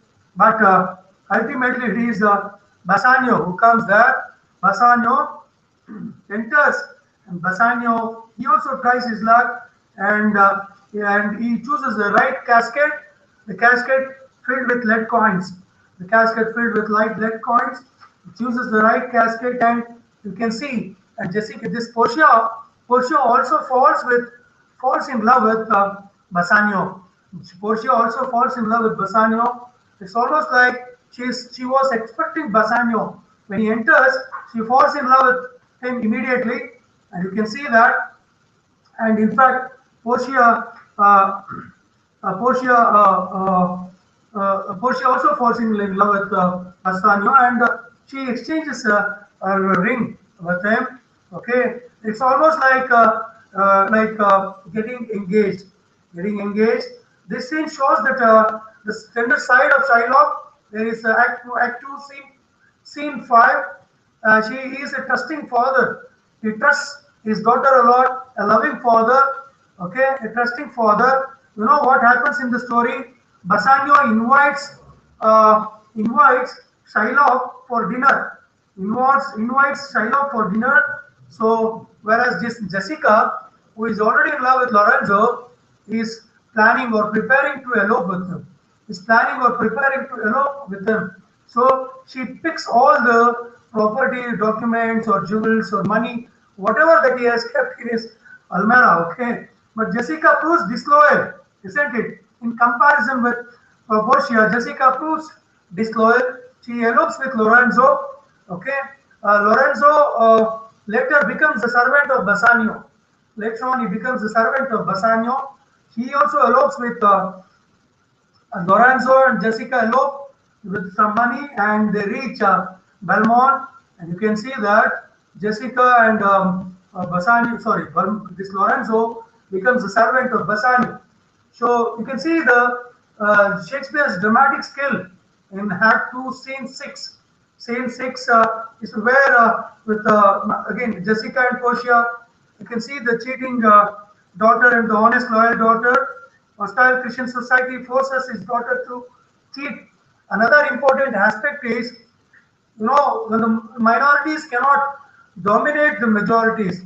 So minorities like if certain category of people of some community, if they are considered as minorities, naturally majorities will have an upper hand, and we try to molest them, we try to convert them, physically harass them, isn't it? It happens in every country where minorities are ill-treated by the majority of the people. So every country has got minorities. The same way in Venice, during that particular time, Jews were the minorities, and you see Jessica also converts herself to Christianity. She also converts herself to Christianity in order to marry Lorenzo. You can see the hostile condition in which the minorities they are helpless. They are living in hostile condition. They are helpless and they are bound to follow the dictats of the majorities. So it happens. It is quite obvious, isn't it? And uh, let us see what happens. But Bassanio also tells about borrowing money. Tells Portia about borrowing money from Shylock. He tells her that he has borrowed money from Shylock to reach Vermont. So it is Antonio who has pledged his body, a pound of flesh from his body, in order to help him. In order to help him, he narrates everything to Portia. So in that way, he is true to his friendship. Like he wants some kind of financial help, probably to help his friend who has mortgaged his body, a part of his body, right? So let us see what happens there. You know, Jews are called as dogs here. Jews are treated as dogs. They are abused as dogs, as like you see in Act 2, Scene 8. A character called Salanio calls Jews as dogs, as a dog Jew did utter in the streets, "My daughter, oh my ducats, oh my daughter," fight with a Christian. Okay, oh my Christian ducats. Okay, so you can see that uh, Portia and what happens in the next scene. Sorry, next act, that is Act 3. Shakespeare Shylock is not a monster of wickedness, but a credible human being. So Shakespeare in Act 3 reveals the true nature of Shylock. He might be a businessman, he might be shrewd in nature, but he is not a monster of wickedness. There is humanity, human values, scope for human values in Shylock's character. You can see that he in scene one, act three, when he speaks about his daughter, okay, with Salarino, he shares that how what kind of character he is, and he speaks about Christianity, okay, uh, and he also speaks about declaring a war. Every word and phrase crackles with aggression, declaration of war, revenge for the injury, for the kind of psychological injury committed on him by Lorenzo, and also Jessica, by marrying Jessica. Jessica has married. He cheated her father. You know. Let us see what happens in the fourth act. The hypocrisy of Christians is revealed here. Okay, Portia somehow wants to help Bassanio. So after 3 months, when Antonio fails to repay the amount, that is the 3,000 ducats, Shylock lodges a case against Antonio Bassanio before the Duke, before the Duke of Venice, and the Duke of Venice, in fact, asks his soldiers to surrender, sorry, to arrest Antonio. Antonius is kept in prison. Is kept in prison, and again at the same time, Duke of Venice also sends a messenger to bring Shylock to have a fair trial. To have a fair trial, they want again. Duke of Venice wants to give a fair justice. That is the reason. In order to give a fair trial, he has Shylock. In fact, he sends a messenger to fetch Shylock. So you can see that. Uh, but Portia, as I told you, she is an intelligent character. The heroine of the casket story, that is Portia, becomes the savior of Antony. Becomes the savior of Antonio, and the Bond story. So she comes in disguise. She comes in disguise. Okay, with a name or as a king with a pseudo name called Balthazar. Balthazar is a name pseudo name which she gives herself. Okay, again with that name she comes to Venice in disguise as a lawyer. As a lawyer, she wants to help somehow to Antonio. She wants to help him somehow, but this particular disguise episode is not fully known to Bassanio. Bassanio is completely ignorant, innocent. He's not at all aware that Portia is coming in the guise of a lawyer named Balthazar. So she comes there in the name of a lawyer called Balthazar. She wants to help Antonio. Look at the way she again. She engages herself in the court scene, the famous trial scene. Very very important. They may ask you a question. They may ask you a question about the famous trial scene where you can see the display of witty quality or the intelligence or means a kind of the true character of Portia, you can say, means what kind of intelligent woman she is. Like it is all displayed in that trial scene. The theme of mercy versus strict justice is fully developed. The hypocrisy of Christians is revealed in the trial scene. The hypocrisy of Christians is revealed in the trial scene. They expect mercy from others, but in their own turn show very little mercy, as is shown in the treatment meted out to Shylock. What happens in this particular trial scene? Portia, in fact, look at this famous uh, again famous lines from the text. Act 4, Scene 1.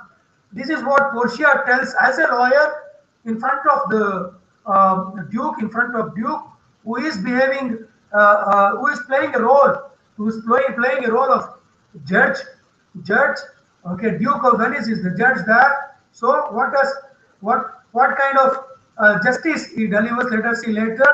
Look at Portia. She says, in fact, carry a little. There is something else. This bond doth give thee here not no dot of blood. The words expressly are a pound of flesh. Thy bond, take the bone, thy a pound of flesh, but in the cutting it, if thou dost shed one drop of Christian blood, thy lands and goods are by the laws of Venice confiscate unto the state of Venice. She's very very smart. So she is very very smart, intelligent, as I told you. So she has come in the disguise of a lawyer. So this is how she engages in her again in the case. This is how she argues in the court. See, you have every right to fetch a pound of flesh from Antonio's body. But one thing is, you should make sure that you should not shed a single drop of blood from a Christian body. From a Christian body, you can see that again in that trial. They speak about Christianity. They speak means somehow they want to corner Shylock here. That is the reason why I told this play is anti-Semicist. At the same time, probably Shakespeare is trying to figure out the follies of Christianity. So Christians are the people who are considered as the majority of the people in Europe, right? Christians are the majority of the people who live in Europe. Probably there are some good intentions behind behind using such words of religion, such words which are associated with racism, You can see that she uses the phrase called Christian blood. Portia uses the phrase called Christian blood. You have every right to take a pound of flesh from Antonio's body, but make sure that while taking a pound of flesh, you don't spill or shed a drop of blood from the Christian body or Christian blood, isn't it? Thy lands and goods are by if you do it so while taking a pound of flesh, if you by chance shed a single Christian blood on the ground. Remember that thy property means your land, your property, your goods are by the laws of Venice, confiscate onto the state of Venice. Confiscate onto the state of Venice means the state of Venice, the state of Venice has the right to confiscate your land, your property, everything that is associated to you can be confiscated by the laws of Venice. The government of Venice can confiscate it. So what happens in the trial? This Shylock feels ashamed because he feels cheated. He feels cheated because according to that trial, according to Portia's argument, he cannot take a pound of flesh from Antonio's body without shedding a drop of blood on the floor, right? So in that way, Shylock feels he is defeated. He is defeated by Portia, by her intelligence or smartness. So what happens? So he fails in that trial, and Shylock feels cheated. Shylock feels cheated, and Antonio has been released. Antonio has been released, and Bassanio feels elated, so happy. So by seeing his friend Antonio being released, but somehow he has to give some fee. He has to give some fee to Balthazar, to Portia, who has come in the guise of Balthazar, a pseudo name, a pseudo lawyer, isn't it? But when Portia asks him to give him that ring which he has in his finger, engaged ring, Portia here she is trying to test Bassanio, so whether his love is genuine or not. But Bassanio, in order to protect his friendship, in order to save his friend's skin, in order to save his friend from the clutches of death, what he does, because he knows that this case has been very neatly argued, very well argued by Balthazar, means Portia, by Portia, but she is not aware that Balthazar is none other than Portia herself. But when the demand comes to give the ring, the engagement ring, Bassanio, with helplessness, like he was helpless, but helpless, what he does, he is ready to hand over the ring to Portia to save his friend. So Portia receives the ring and reaches Belmont, but again Bassanio, after saving Antonio, comes back once again to Belmont, but Portia wants to know where exactly is the ring which she had given at the time of engagement, but Bassanio fails to again fails to provide the ring or to give the ring. So you can see that Portia at last she could not control. She cannot control uh, what the secret. She cannot hide the secret for long. She cannot hide the secret for long. She reveals that she is the one who came in the guise of Balthazar, a pseudo lawyer, for again in the name of a pseudo name called Balthazar, and in that way she saved Antonio from Shylock. And at the same time, when the Duke asked Antonio to what means asked him when he asked him what to do with what to do with Shylock, Antonio in fact asks the Duke to tell Shylock to convert to Christianity. Almost all the property that has been confiscated from Shylock is given to Antonio, but Antonio is not ready to keep it with him. What he does, he shares that property of Shylock with Lorenzo and Jessica. Jessica, the beautiful daughter of again Shylock, has married Lorenzo, who is a faithful servant to Bassanio. So what he does, Antonio, who had got the property of Shylock from the legal proceedings, what he does, he gives it with, he shares that property with Lorenzo and Jessica, and in the end, all are again Act 5. You can see in Act 5 the romantic moonlight beauty and the poetic atmosphere is perfectly in harmony with the mood of the lovers and forms a suitable background to their happy reunion.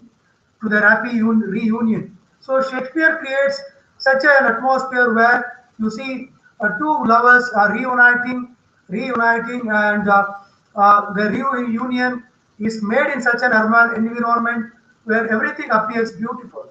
The moonlit beauty and also the atmosphere, it's in perfect harmony. It's in perfect harmony with Bassanio to marry or to reunite with Portia, and you can see the happy conclusion.